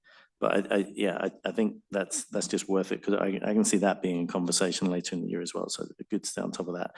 In terms of the policy, could we go back to the first one, my question about that is, can we say this still? Because I think there are other bits in the land use element where we talk about a desire to enable single family neighborhoods alongside other types of neighborhoods. But can we still say that we can ensure that zoning regulations provide for single family neighborhoods given HB 1110. Because I think the point is you can't, well, we can't as a city now, right? Because of where we are, we can't have zoning that just has single family neighborhoods. So even if we have a goal to retain single family neighborhoods, we can't say that we're going to ensure that our zoning regulations will, because we're not allowed to do that. Am I making that point?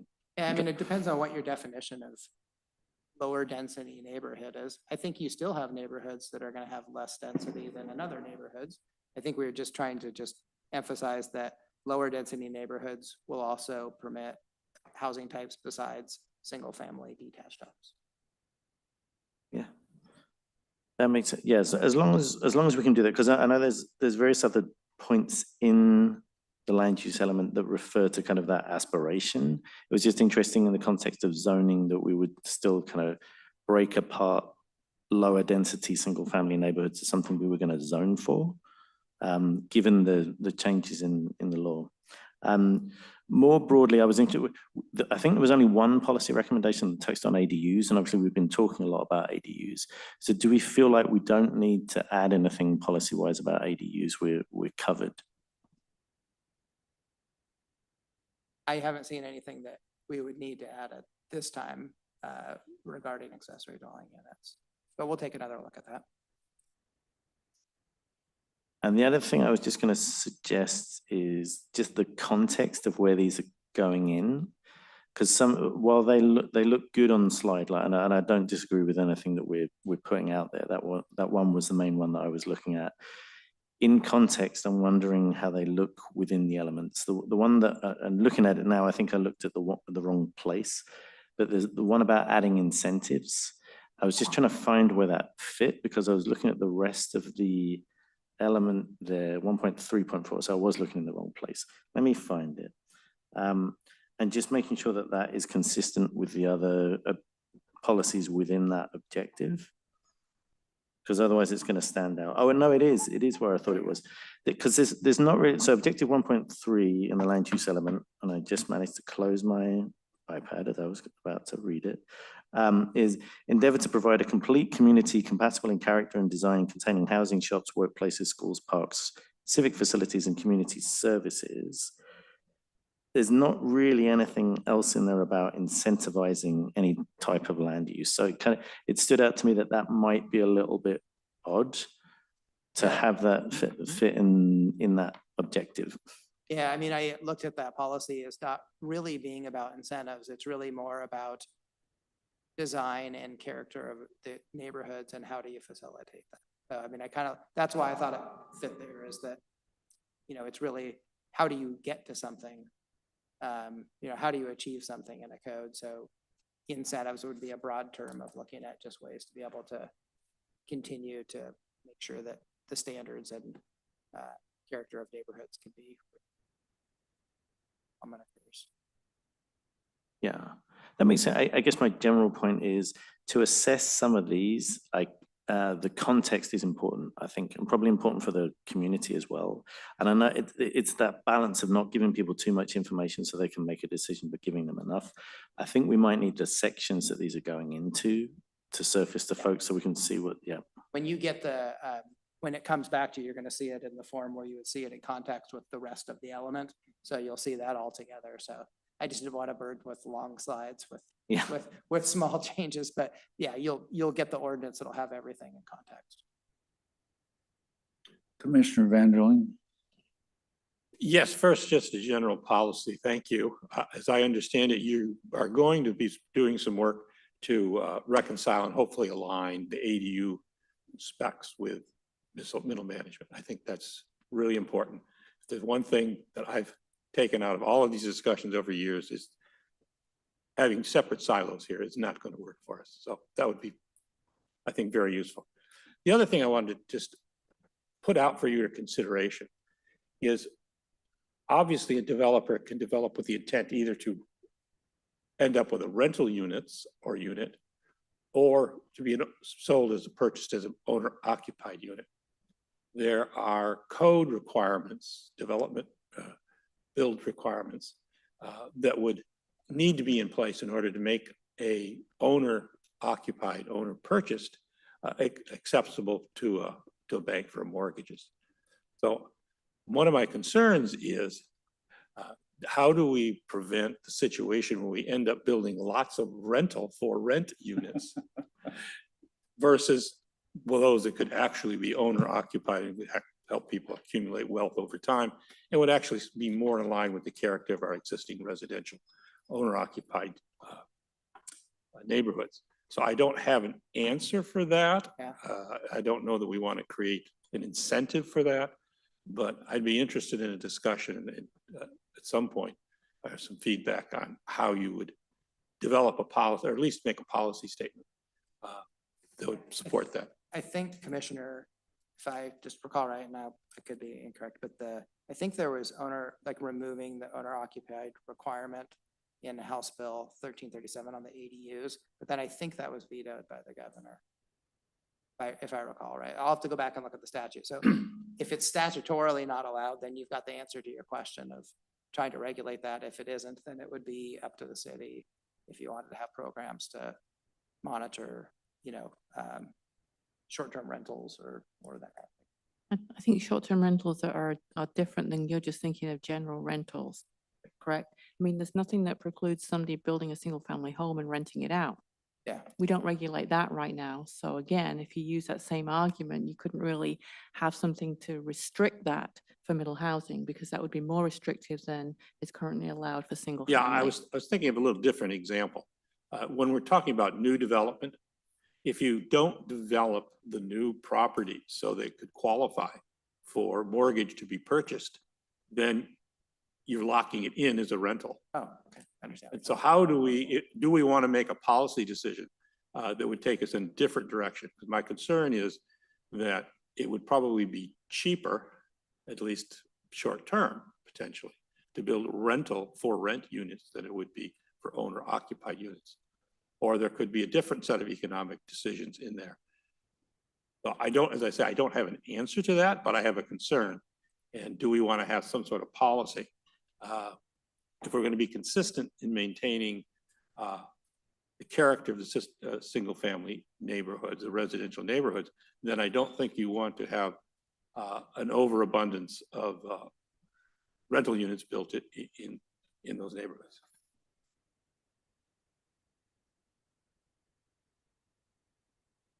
This is what happens when your internet dies at home. You get a live commissioner at the end of the dais.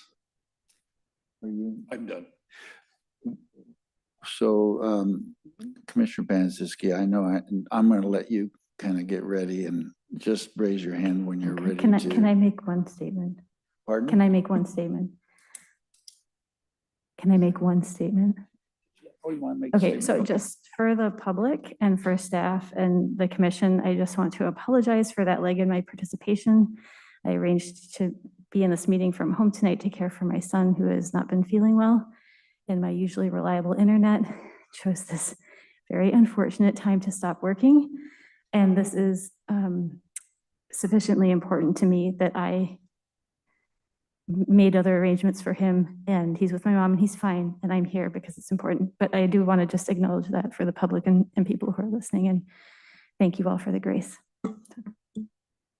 So I think while we were going down the line, did you want to say something first?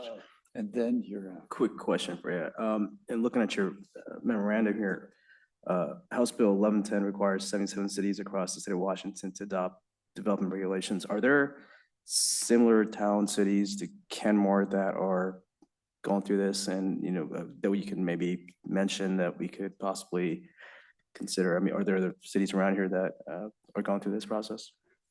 Yeah, every city. Okay.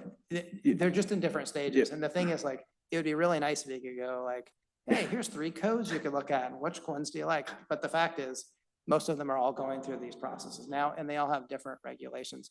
And so it's a little bit difficult. I mean, the only city we're working with that has this actually pretty much done is the city of Walla Walla. They've allowed 4 dwelling units on every single family lot since 2018. They're done with that, you said? They meet almost every provision. Wow. There's a parking, and we're looking at design standards with them and stuff like that, and just engaging the public on community feel and things like that. But for most, this is new. So this is something that everybody's, and they're either behind or they're a little bit ahead, but really everybody's kind of moving as we are. Because the challenge with, especially for the jurisdictions around here, they're all doing their comprehensive plan updates too. And there's all these other, and so you have these codes you have to amend with your comprehensive plan update for consistency with state law. So you're doing those code updates with your comp plan, and then these kind of fall outside of those, but they have to be adopted within 6 months. So I think everybody's like, you're just trying to get the work done. So, yeah.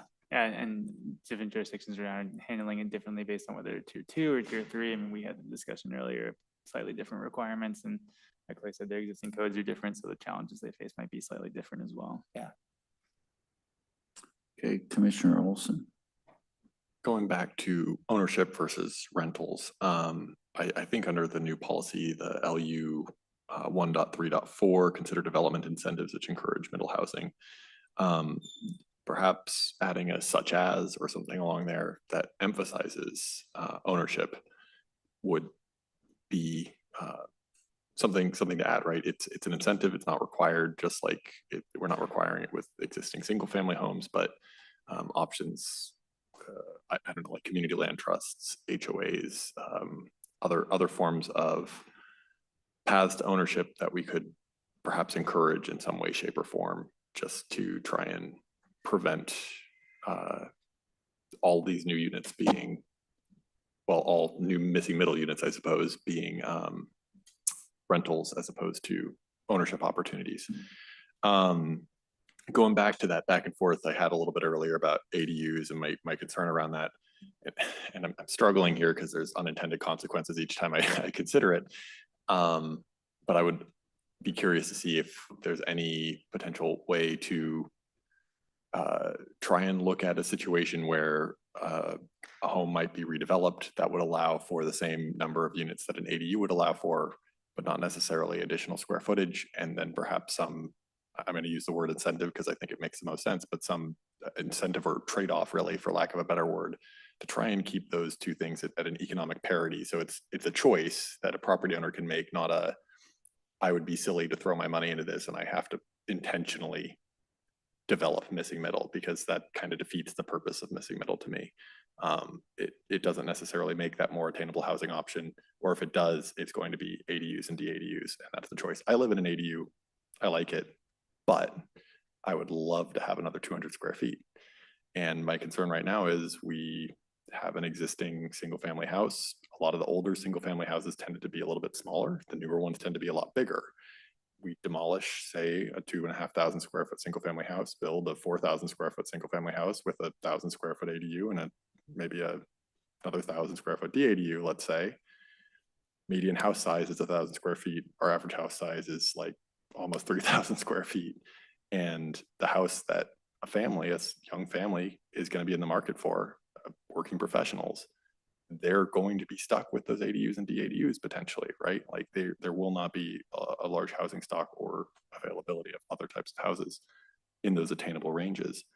That's a tricky one though, because I think about it, and if we say change it so that it allows for an additional unit, right, where currently we're saying 2 units as opposed to say 3 units, that incentivizes the demolition of existing housing stock, right, of existing single family homes, because it allows for another larger unit potentially. You could say it would allow, if you want to retain a single family, maybe you could have a single family home and a duplex Yeah, that's a good way, I guess. instead of 2 ADUs. Yeah. Yeah. And then we could just decide like, what would be the, when you do X, when you maintain the same impervious surface, maybe if you can still meet the regular bulk standards, so you're not exceeding, maybe there's some. That's a really good solution that I hadn't It'd be considered. the same thing, but you're just, instead of ADUs, you could have a single family home and a duplex. That's an interesting solution that I hadn't considered, because I think that kind of limits it and would help with that, right? Because your larger single family homes are going to be imposing bulk standards on the lot that would make it more difficult to add a duplex without breaking another standard somewhere, right? So it's really only going to work for kind of the situations I'm concerned about, which is a smaller single family home. So anyways, thank you for that I just wanted to emphasize that point. We'll, And- we'll think about how that could work. And then, I mean, one thing to think about too is if we can get code standards that we know aren't gonna be aren't gonna get you to the bad place, and then also you kind of got to feel out. And sometimes you got to figure out like what incentives will work over time. And maybe you open it up that you can have the same number of units regardless of if you keep for the existing single family home. But maybe you start with where you retain the existing single family home. You can build a duplex in lieu of building 2 ADUs. That makes sense. Okay, thank you. I love that. Oh, that's a great idea. Commissioner Benezinski.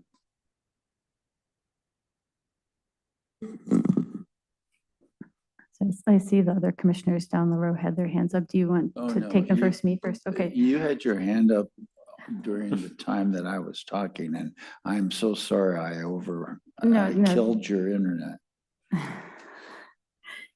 That's okay. So I will say if something that I raise has been covered, Chair Thompson, will you please interrupt me and tell me so, and I will catch up at the recording. So only let me say new things. We're all eagerly awaiting what you want to say. All right, thank you. So I have some thoughts that I believe that some of them are probably best addressed through code, which I understand we're not doing tonight, which is fine. And some probably are better addressed through policy, but I won't parse them right now. One was a response to a conversation that I did hear happening when I did have internet. I am concerned that I would love us to choose middle housing types that have a high probability of being possible to be built. My concern is that we will end up choosing those that are hard to permit, decreasing the likelihood that we will see them actually being developed. And I'm concerned specifically about cottage housing. I know that's a form that our community loves, and I do too. But as I understand, it requires a fair bit more land usually to be available than I think we really have. So that's one thought.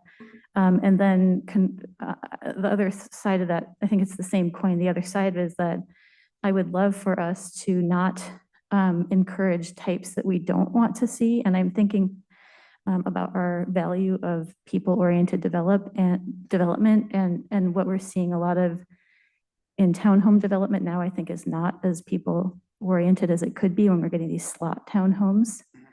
And so, yeah, those are just my 2 thoughts on types.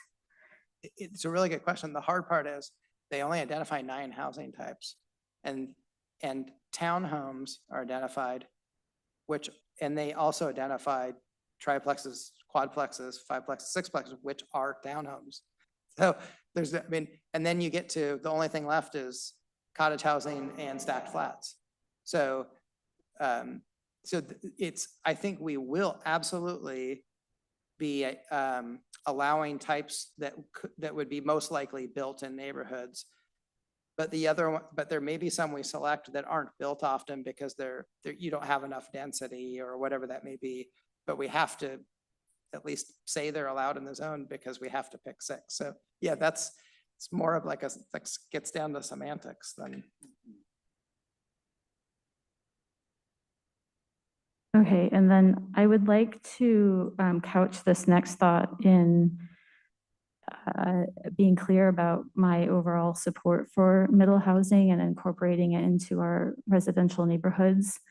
I like it, as I know a lot of our community is concerned about having to experience large changes in their neighborhoods, which is understandable. And I feel like these middle housing types are a way to allow incremental development, kind of a more kind of gentle changes to our neighborhoods than say like all of a sudden allowing 6-story multifamily apartment buildings in our neighborhood. So I like it for that reason. And I like it for the variety of types that it can offer to meet the needs of people living at a variety of different stages in their life.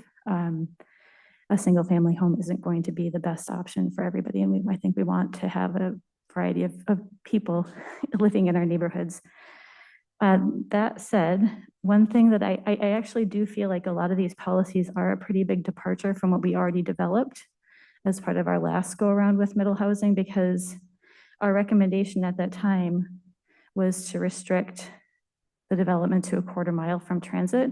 So it didn't involve putting them everywhere in every residential zone. And to me, that's a big departure from what we agreed on before and what we're doing now. And so what I would love to see is, in addition to strong policies that set the stage for middle housing in our community, is I would like to see some planning and a policy about also creating a very robust habitat corridor and protecting Swamp Creek and the Sammamish River. And so that's going to require some conversation. I don't know if there'll be consensus on the Planning Commission about that or not, but that does, I think, in my mind, require us to talk about what's going to happen in R1, because a lot of the R1 properties are along Swamp Creek. And I looked at the map earlier today, and a lot of the properties on the Sammamish are R4. So yeah, I'll close there with that thought. I think that it may not get addressed in the housing or in the land use element, but I think certainly if it'd be on the environmental policy side. But just to emphasize, just so, and I think you already get this, no development will be allowed that would not meet the city's environmental policies and standards, critical area shorelines, stormwater regulations. So that would be a requirement, just like building anything else would be today. Yeah, I understand that. I think I need to see more information to be assured that our Swamp Creek would still be relatively protected by the R1 zoning, which I believe is its current function. It's kind of an interesting way to look at it, but that's kind of the function it serves.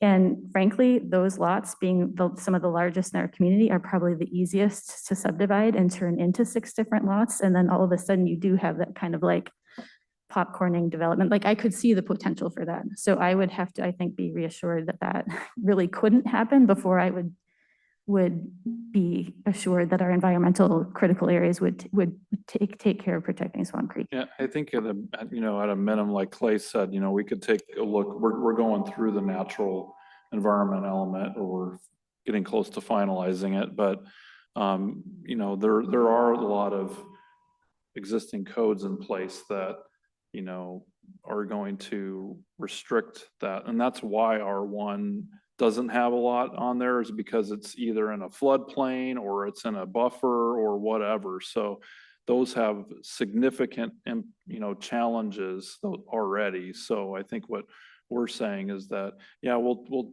see what we can do in terms of the policy to, emphasize that, but know that our codes and state codes, in fact, even say you can't build it in these zones because they have some sort of major buffer, or it's a, wildlife corridor or something, right? So I think there's that's the reason. Yeah, and you're exactly right. The R1s are the largest lots in the city, but there's a reason why those haven't been subdivided, and they haven't been for decades. And that's not just Kenmore, it's anywhere. They have some significant challenges, and that's why developers haven't touched them. So I appreciate the reassurances, and I will also say that I see a lot of development happening that for like there's reasonable use exceptions, and there are variances to code or buffers, and so I hear you, and thank you for the reassurance, and I'm probably going to need a lot more.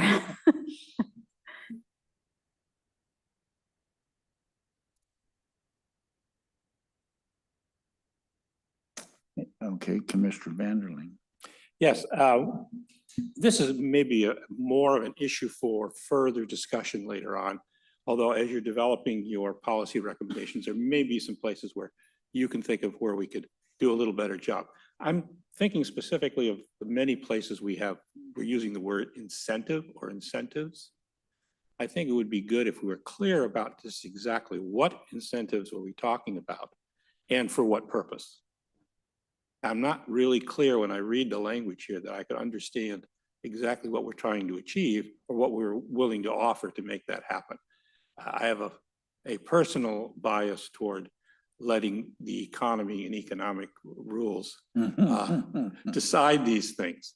And generally, when we offer incentives, however we may describe it, it ends up being a cost to the community in some way. we're giving up something. We're making a variance on design decisions, we're making variance on parking, we're making a variance on other things that impact the quality of life, or maybe even the pocketbooks of our citizens. So I'd like to be a little clearer about that. So maybe you can think about that as you're going through and looking at the policies here and thinking about code.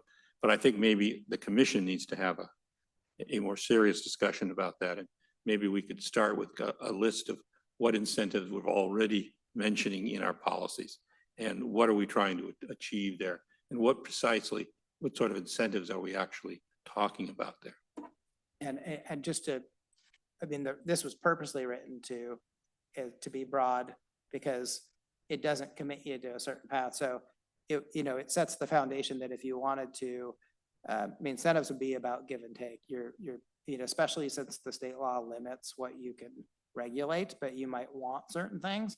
So we haven't, we'll write some code and you'll tell us if we've done a good job, but you've given us some ideas, but I think it's specifically not trying to say everything in your policy that you're going to do in your code because they're separated. So if you want to think about a range of options of things you could do, then the code would be the expression of that, but you're not required to do it. It's just saying, consider those things. Gives you more flexibility to get the things that you want. And sure, that's understandable. What would be useful here as we move from policy to code is to have some kind of a crosswalk. yeah, we'll definitely have that for you. So we can understand exactly what we're trying to do here. We may actually have an iterative process. We go back and relook at that policy afterwards, but I think we need to have that discussion. Makes sense.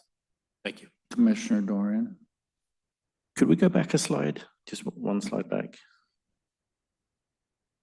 This one. So I think this relates to Commissioner Banazinski's concern.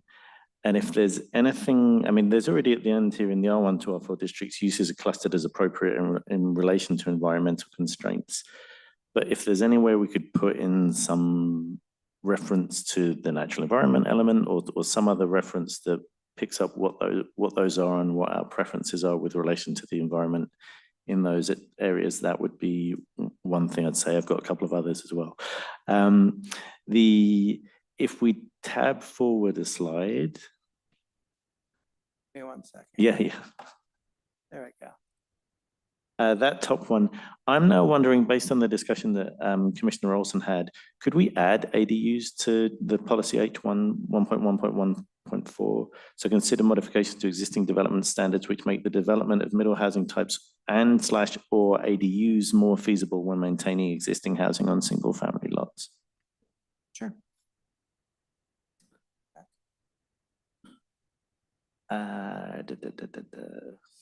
The 3.1.3, I was just interested in that one. I'm wondering if it's redundant, but you can talk me around as to why it's not.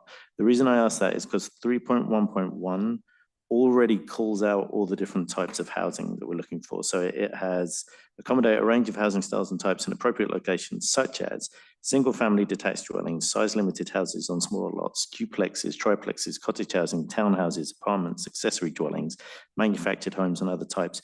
So it feels a bit double-dipping to have a whole other policy around middle housing there when it's already called out, but yep. The reason was just because this is the description of the land use, the different land use categories. And so it's really just describing the intent of those different land use categories. And then this is more like just a policy intent of just that you're providing for those housing types in residential zones. So one's like a definition of a land use category and one. So it is a bit redundant.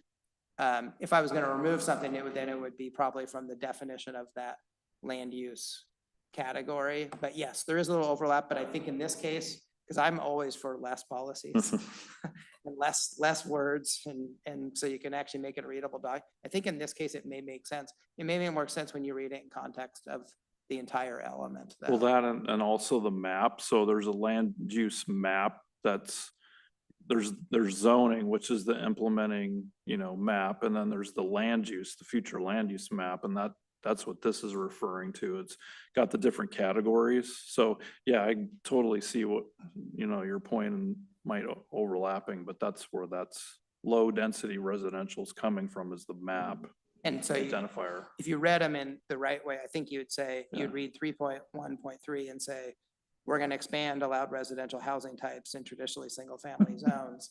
And then you'd say, well, where are we doing that? And you'd say, well, here's the land use categories where we're doing that.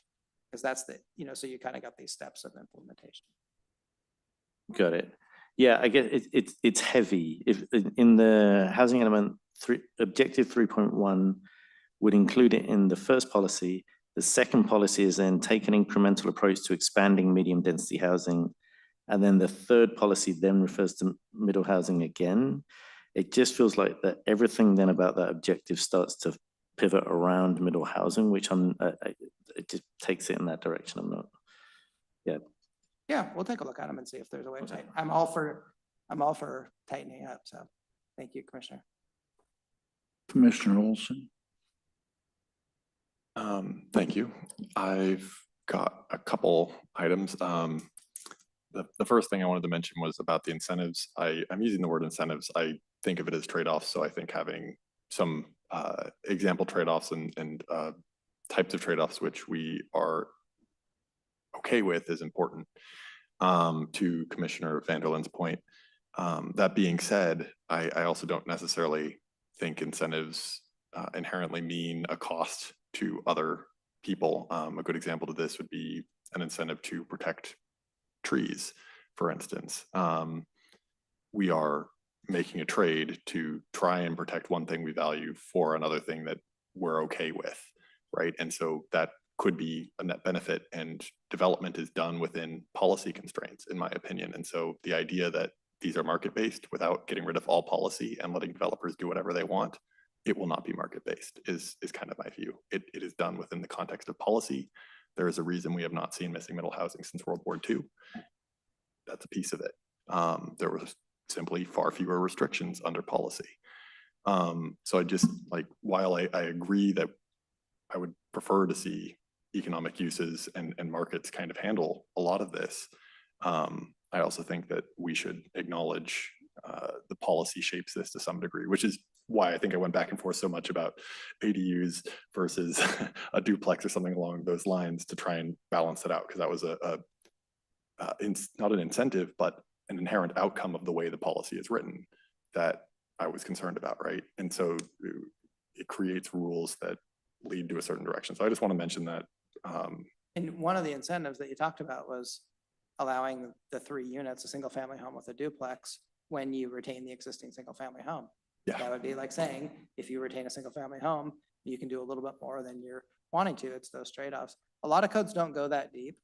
And the other thing too is when you do look at it on the builder side, the codes stay static, but the economy is changing all the time. And so if you can find things that actually provide some flexibility on that side too, then, here's 5 things you can do that provide you options outside of the baseline code. They're not going to do all of them all the time, but it ensures that maybe something doesn't really work in this city right now, but that one does, or this one does. And they're all things that you'd like to see. Then, that's really what we're talking about, but the intention is to keep it general, and then we can pinpoint stuff in the code of what you might want to actually see. So we'll tee up a few.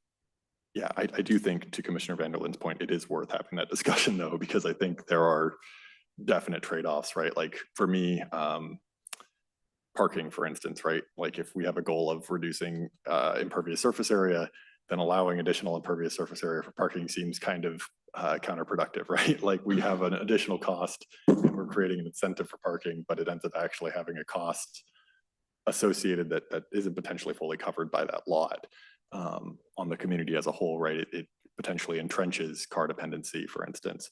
I've got mixed feelings on that, so don't hold me to what I just said there. It's just an example.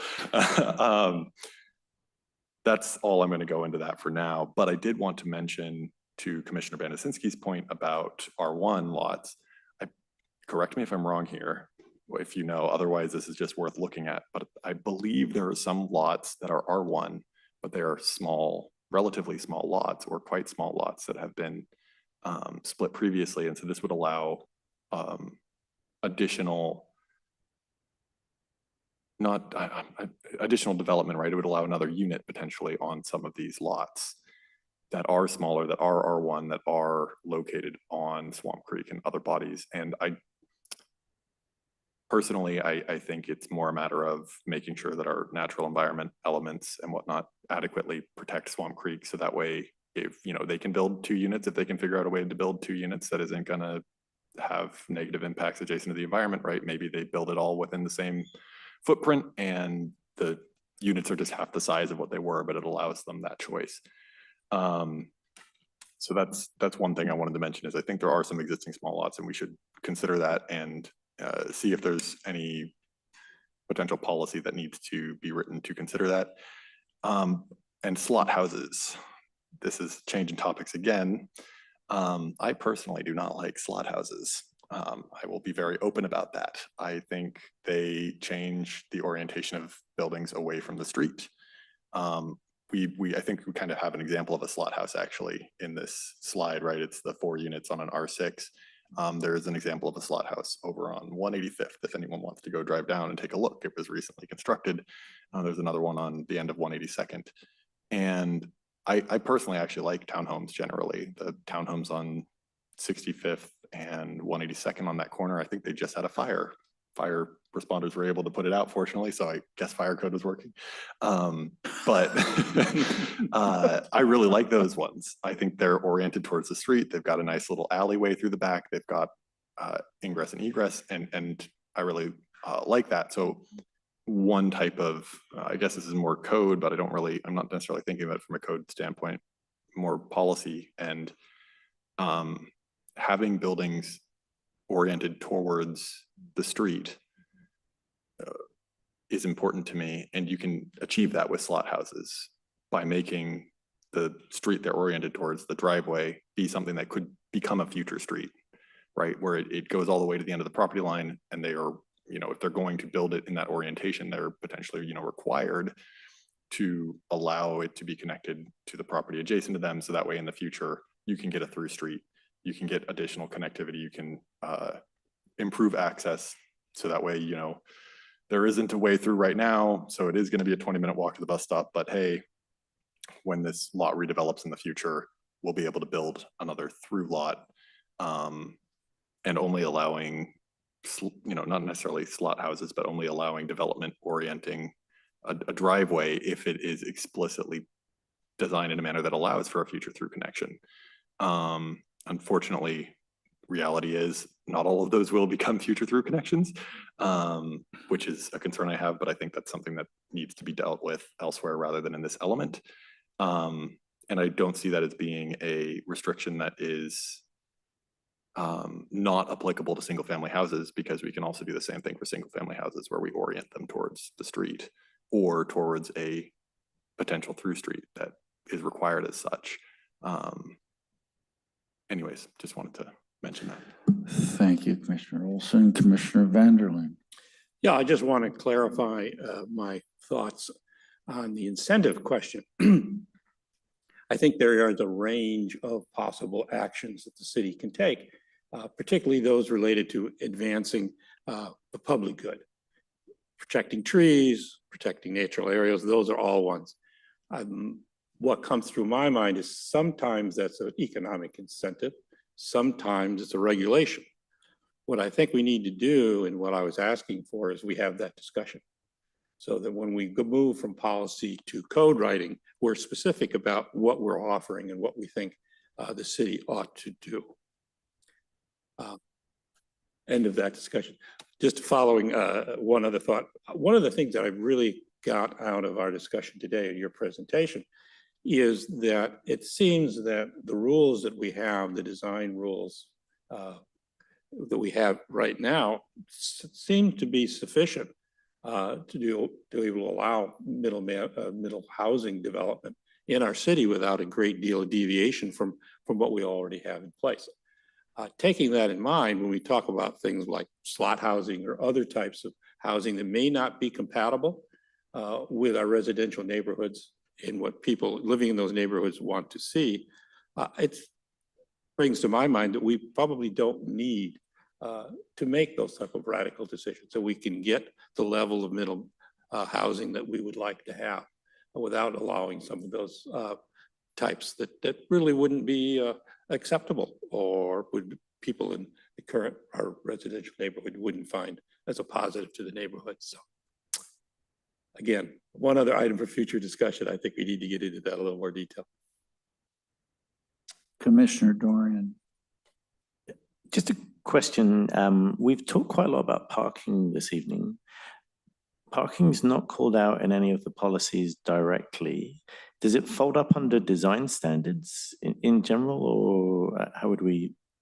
It's just not necessarily something that needs to be addressed in any policies. I mean, the statute limits how much parking can be required. I mean, if you wanted, again, it would be an incentive or a trade-off or something. If you go for lots that are over, that are over 6,000 square feet, when development occurs, you can require two parking spaces per unit.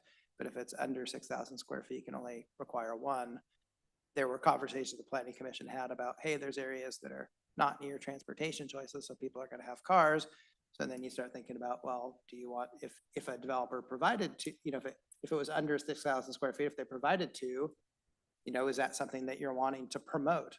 And so sometimes it's not just like giving a developer something. Sometimes it's like you're wanting to send the message that we'd really like it if you did something like this, and what, you know, would that be something that they would spend that extra money to, you know, get something else? And that would be a fair trade-off. The only thing that makes me think that is the model ordinance or the user guide to the model ordinance from Commerce, I think refers to kind of encouraging municipalities to extend the zone in which parking requirements would be relaxed from quarter mile to half mile. So it's kind of, is there a policy we want to talk about either encouraging that or not encouraging that when we? If it was me, I think I'd have a general policy that would apply to all development about parking, rather than try to, you know, debate back and forth in policy for hours about like I mean, I think you can get that more generally to, you know, what is the approach to parking? Have less parking where you have transit options, recognize existing conditions and what's realistic for people where there is, I mean, whatever those things are that you want. I don't think you would need that here to be able to get to what you're trying to get to. But if you wanted to ensure there was enough parking in certain areas of the city, that I think we got accomplished that. But when something really means something to you, then that's where you add something there that states your intent. So just a second, please. So one of the list of things to do in all of this is I saw something to do with the zoning map. Are we changing or creating a map somehow? Well, there needs to be a clear new definition, both land use and zoning, that essentially just defines these, you know, low, medium, there's no more, you know, R1, 2, those kind of things. So that's right. I mean, I don't think it's a map change. I think it's just making sure that definition. the definition of those land use and zoning changes a little bit, just recognizing that, you know, there were policies in the comp plan, I think before the last set of changes that we're talking about, preserving low density, single family detached only, and, you know, just things have changed. Right. Yep. So we'll take a look and see if the maps in the comp plan need to be changed, but it's doubtful we're going to be changing the zoning map. Okay, so I was just curious. So I understand basically the tax structure in Washington State for all of the levels of government. And somewhere in there, there's sometimes a development fee. You know, and I'm not just talking about you have to put sidewalks in when you put in a new, you know, house and stuff like that. But because one thing that this commission has discussed over time has been the increase in costs to the city for providing services like roads, police, parks, and with the increased density that middle housing may bring us. So is there any way to get a, when I would, funny way to say it, a down payment with regard to the cost of developing those services from this. That's what your permit fees, your impact fees all pay for. You always have to try to balance that with, if you're trying to encourage development, that the fees you're charging don't disincentivize that from being built. So, I mean, it all goes back to the whole, planning scheme we have in the state, which is we want to preserve forest and farmlands and our natural environment and put all of the density within our cities. I mean, if you look at like a cost of services study, it usually costs more to serve residential development than it does to provide that, the services cost more than the housing. Densifying and that cost is reduced because, you're closer to the services that people are using, police and fire and schools and everything. So, I mean, I think over time that can help reduce some of those costs by actually densified. If you're doing that under the premise that those people don't disappear if you don't build those middle housing types, they just live further away from their services.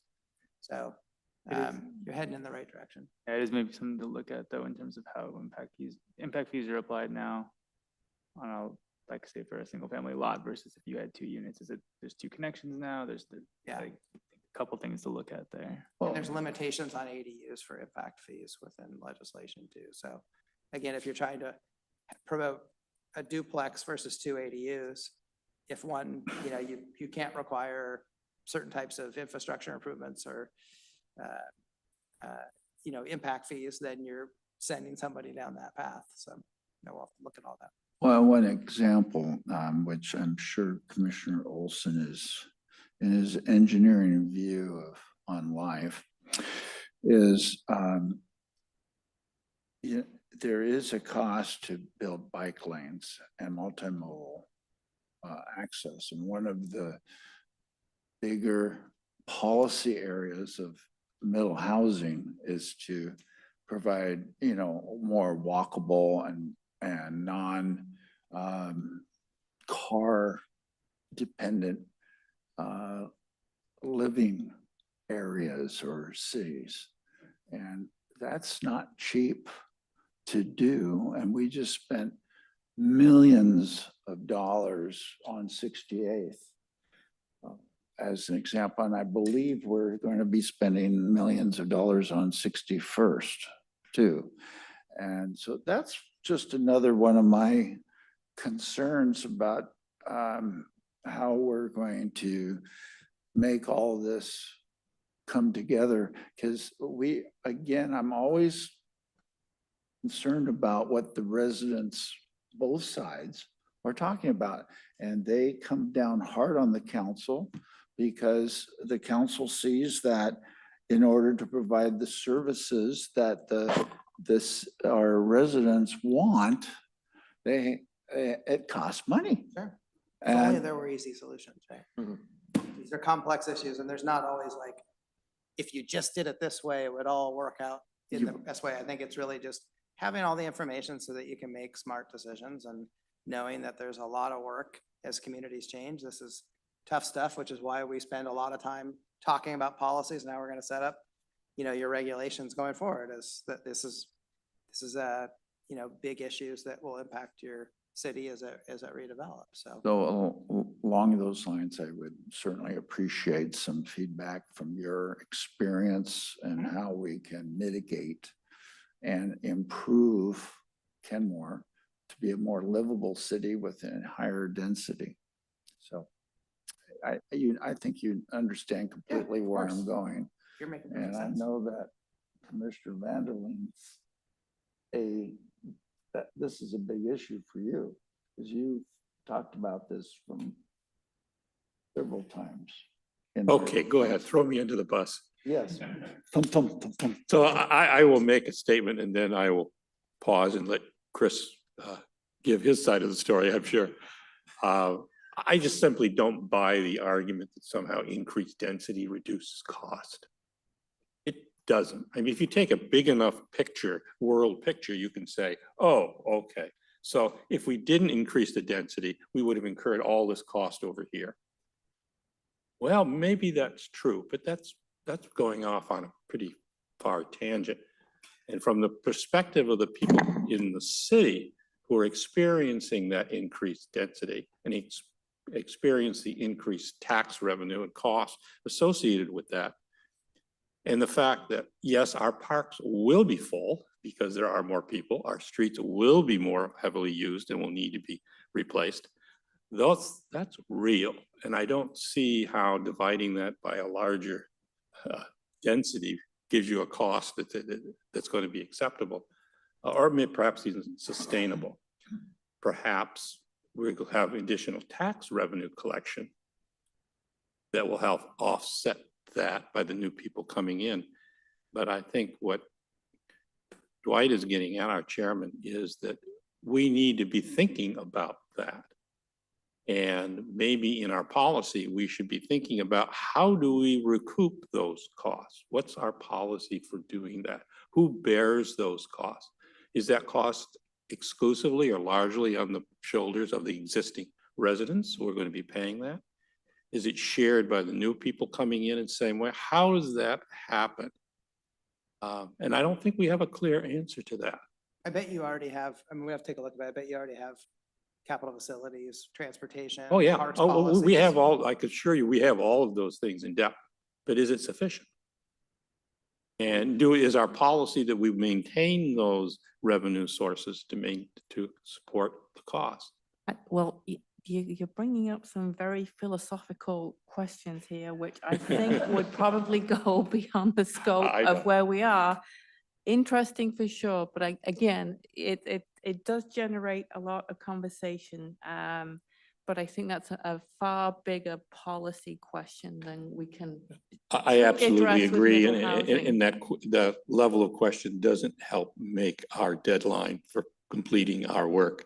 So I will end my comments on that, and I'm sure maybe we'll have some off-time discussion on this further. It'll come up later.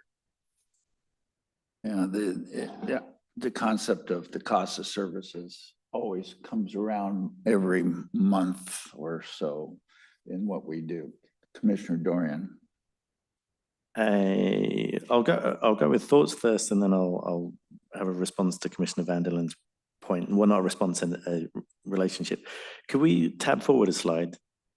Sorry, a couple of things in these ones that I think are worth wordsmithing. The first one, consider developing a permit-ready program for ADUs and middle housing types to decrease the barrier to middle housing development. I think we also need to have ADUs in what we're decreasing the barrier to, which starts to get a bit wordy. Maybe there's a bit better way to put that, but we're doing it for the ADUs and middle housing, and they're different things. So that's pedantic. This one's less pedantic. Consider, Can I just ask you yeah, a go ahead.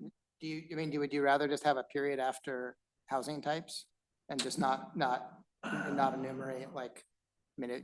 consider developing a permit-ready program for I ADUs think and it's middle kind of housing types? contained within that permit-ready idea. Yes, that's probably the easiest way to deal with that. Yeah, unless anybody else disagrees. We have head nods on that. The next one, consider opportunities for small-scale neighborhoods serving retail in single-family areas. I don't think we mean that anymore. I think we mean or not even low density, medium density areas. Because really what we're saying is we want to enable, with this additional incremental density that we're bringing in what were single-family areas, we want to have more of this neighborhood serving retail. So I think we need to mitigate that single-family area reference there, because really it's about areas that have moved to be medium density. Okay, so just consider opportunities for small scale neighborhood serving retail to increase walkability and enliven residential neighborhoods. Yeah, that would be great. Are we good with that? Okay, thank you. And then it's a question of something that came up last time we were discussing things, and just to bring some of this incentive round and where it's coming from. We all received a letter from a builders association, and they were proposing some of the incentives that we might want to consider. And I think one of them that came up was like reducing or removing impact fees. I think is impact fees specific to the schools? I can't remember what that. Schools, parks, Yeah. transportation, or what's allowable. statute. So it doesn't cover all of what everyone's describing here, but I think you mentioned last time that that's state law with ADUs, that you do have to reduce the impact fees for ADUs. Was that accurate? Correct. So that would be just one that's interesting. I think is why it's playing on our minds around the incentives is that we've actually been proposed something that would remove from the communities. Like we'll come and build middle housing for you if you remove our impact fees. Those are the sorts of things that I think make us a little bit nervous about. Well, hold on, we're already asking our community to accept a lot. Do you want us to do that and remove the benefit that they get? That's where we struggle. I think sometimes from the builder's perspective, it would be, it's not one impact fee, it's the cumulative costs of all of them. So sometimes it could be between the three types of impact fees, you're paying $60,000 for a new home, plus the connection fees plus, and then that just adds to the cost of the home. There's no perfect solution, but we'll take a look at that letter and Thank you. Commissioner Olson. Thank you. Yeah, to the point of impact fees, I want to be clear. As far as missing middle impact fees go, I personally think they should be treated like impact fees for a single family home or any other type of development, with perhaps the exceptions of ADUs, where we're talking more about splitting a house or perhaps mitigating impact fees in the instance where an existing unit is remodeled and split in half and turned into 2 units, but it's each unit is half the size of the previous unit, right?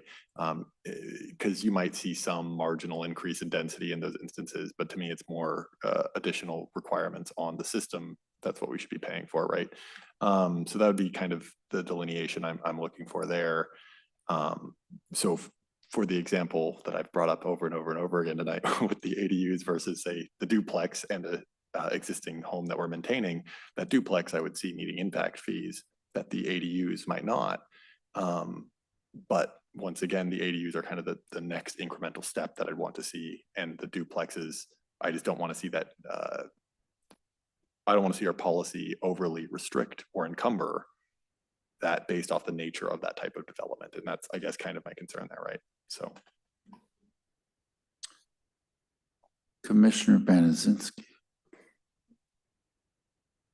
I have a comment on new policy LU 1.3.4. It uses the word character of existing single-family neighborhoods.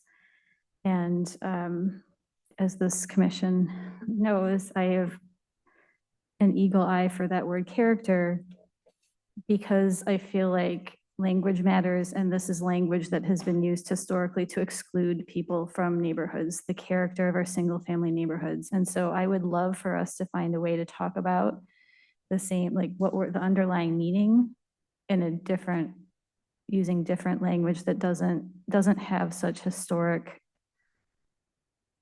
baggage that has led to exclusion. take care. Yeah, great, thank you. And then I also, I just want to acknowledge that the kinds of questions that Commissioner Vanderlyn are asking are very philosophical, and we could talk about them forever and ever and ever. So I want to acknowledge that. And I also want to say that I think it's important to surface them to some extent, because these are the things that we are bringing to these conversations that we're basing our comments and thoughts on. And so I think it's important to give them at least a little bit of airtime. And to that point, I would like to complicate the idea of the urban growth boundary just a little bit.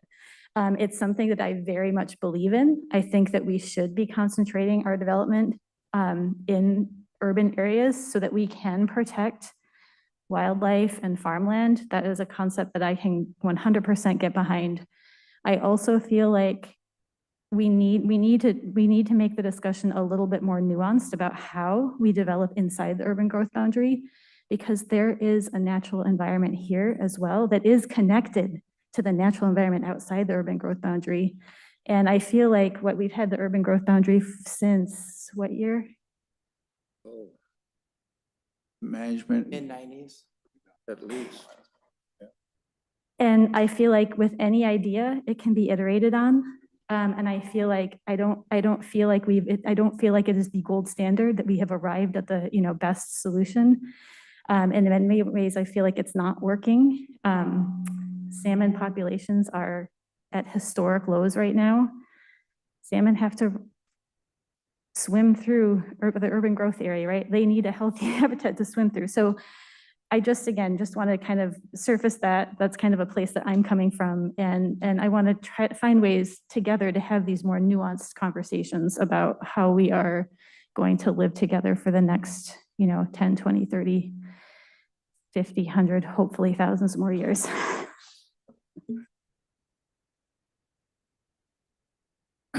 All right, so shall we go down the items which you need us to nod one way or the other on to give you some I direction? feel like we've gotten the direction that we need on, you provided comments on the policies, we'll make revisions. Those will come back to you for consideration and we'll start drafting up a draft code for you to be looking at, but I feel like we have everything that we need. So is there anything that, so in order for you to do that, you feel where the commission as a whole is generally centered on? I mean, we've received policies. feedback on policies. I feel like there are certain code sections that are just, these are things we have to do. I think where we're gonna have conversations are on, the little pieces of, do we allow this if we do this? And so we'll bring you back some options when we go through the code and we'll settle on where the right place is and we'll take it from there. But I mean, I feel like we have enough to be able to get the policies in shape for you. And we'll start crafting some development regulations and then we'll go through that conversation. And then we'll do that and then we'll go to the next step, right? Yep. Is that right, Debbie? Did I get that? Debbie, just tell us that we're on track here. Yeah, I think we got enough. We kind of heard the different perspectives and it kind of reflects that there is a need for looking at a balance, that there are going to be choices. So hearing the conversation is great because when we bring back those policies and the codes, you'll be able to see how we address those and be able to kind of see, did we hit it right or not? So I think we're in a good spot right now. Okay, so you feel we did what you wanted us to do tonight. Yes, thank you. Okay, I gotta keep those two happy and because they expect us to finish our work so that they can do their work. Exactly. And I get in trouble if that doesn't happen. That's why you guys get paid the big bucks at the planning commission, right? Yeah. Wow. Thank you. I do feel like we've gotten what we need tonight and appreciate all the feedback. So just to repeat, when do we see you again? I'm just bringing up the schedule, so Tom always does this. I always do, because I'm keeping us on track, right? That's right. So we have Clay coming back and Nick on September 17th. So before that, like I mentioned, we've got some other elements that we're going to be discussing, but I have some additional housing and some very minor land use thing that's not related to middle housing that we'll discuss with you before they come back. So they'll be taking some time to develop the policies and all that. In the meantime, we'll be coming to you for those. Tentatively at this point, we'd be the same night as we had the hearing of the surface water and the natural environment, which is September 3rd. And then that should be hopefully relatively quick to where we can then go into the housing, affordable housing, all that kind of stuff that I've had to change.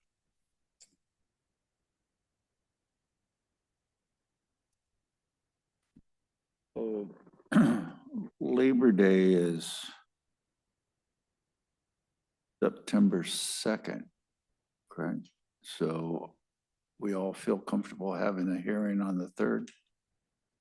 I'm just asking the question and okay. That's a question for the commission, but yeah, I'm talking about that's for Public. for the staff it is. Yeah, absolutely. I just want to clarify that. Yeah. So. All right, thank you so much, and we'll finish out our meeting and then we'll be done. Thank you. We I appreciate all do your have good one more work. piece of business. So I had sent out an email about we need to move the August 3rd meeting at 6, what?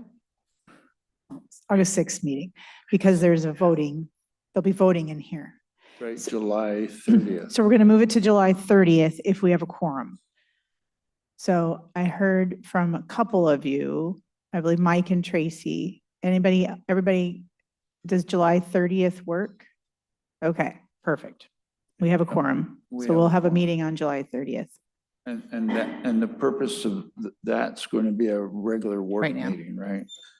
Okay, so Dwight, evidently you have to cancel the regular meeting for the 6th and then call for a meeting on a special meeting on the 30th. Yeah. So we need to, the motion will be to cancel Mhm. August 6th. 6th meeting. And then we will have a special meeting on Tuesday, July 30th at 7 p.m. Is there a motion? Will someone make that motion? Just say, I'm so moved. So moved. Seconded. It's moved and seconded. Are there any objections? Hearing none, so ordered. All right. Is there anything else our clerk needs from us? Other than just to say goodnight, right? Yes, Okay. adjourn. Okay, Super quickly, can we recap what you said at the start? So it's going to be at that 30th meeting, we're going through the downtown element and the community design element, and we're just going through and looking at the blue bits. Right, he's pulling up the master schedule. Okay. I just closed it, but I'll bring it back up. I want to say it's a natural environment, surface water, Okay. I got capital it. facilities. I got it. So, oops.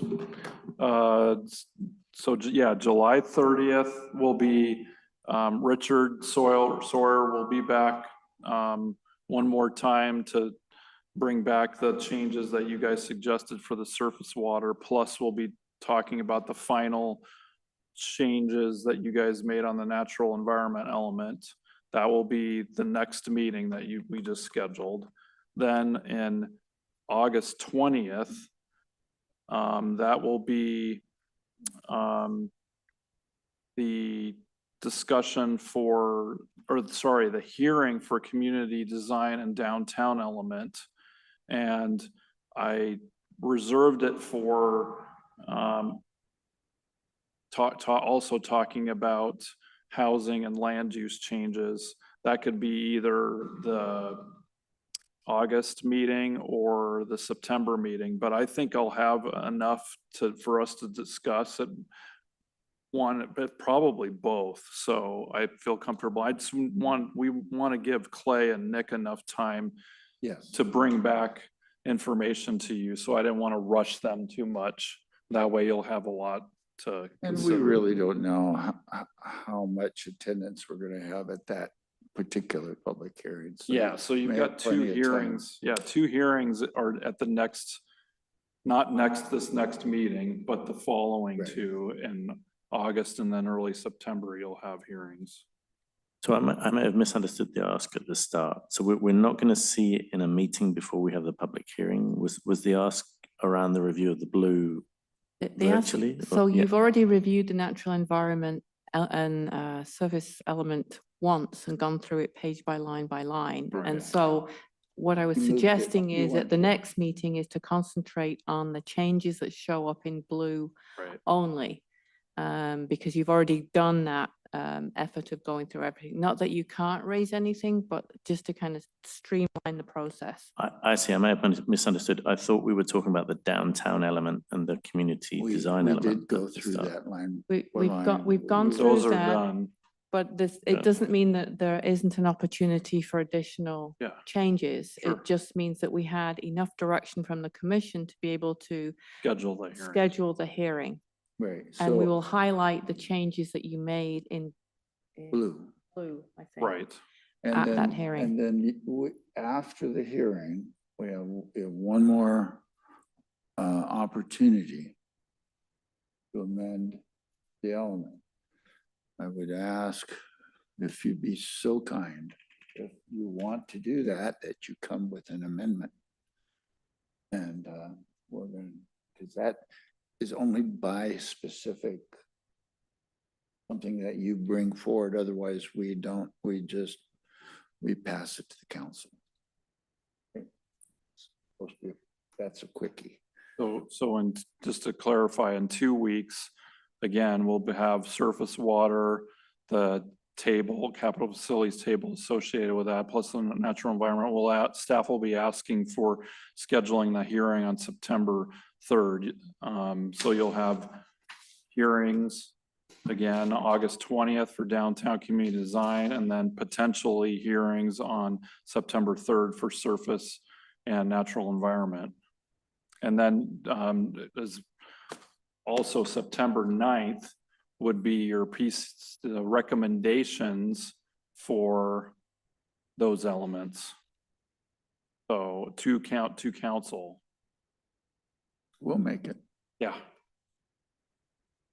Yep. So I can send you, the schedule if you want to look at it, but that's kind of where we're headed. Any other questions about scheduling? Okay, so is there anything for the good of the order? Hearing none, it is 9:46 and the Plan Commission meeting for tonight is adjourned.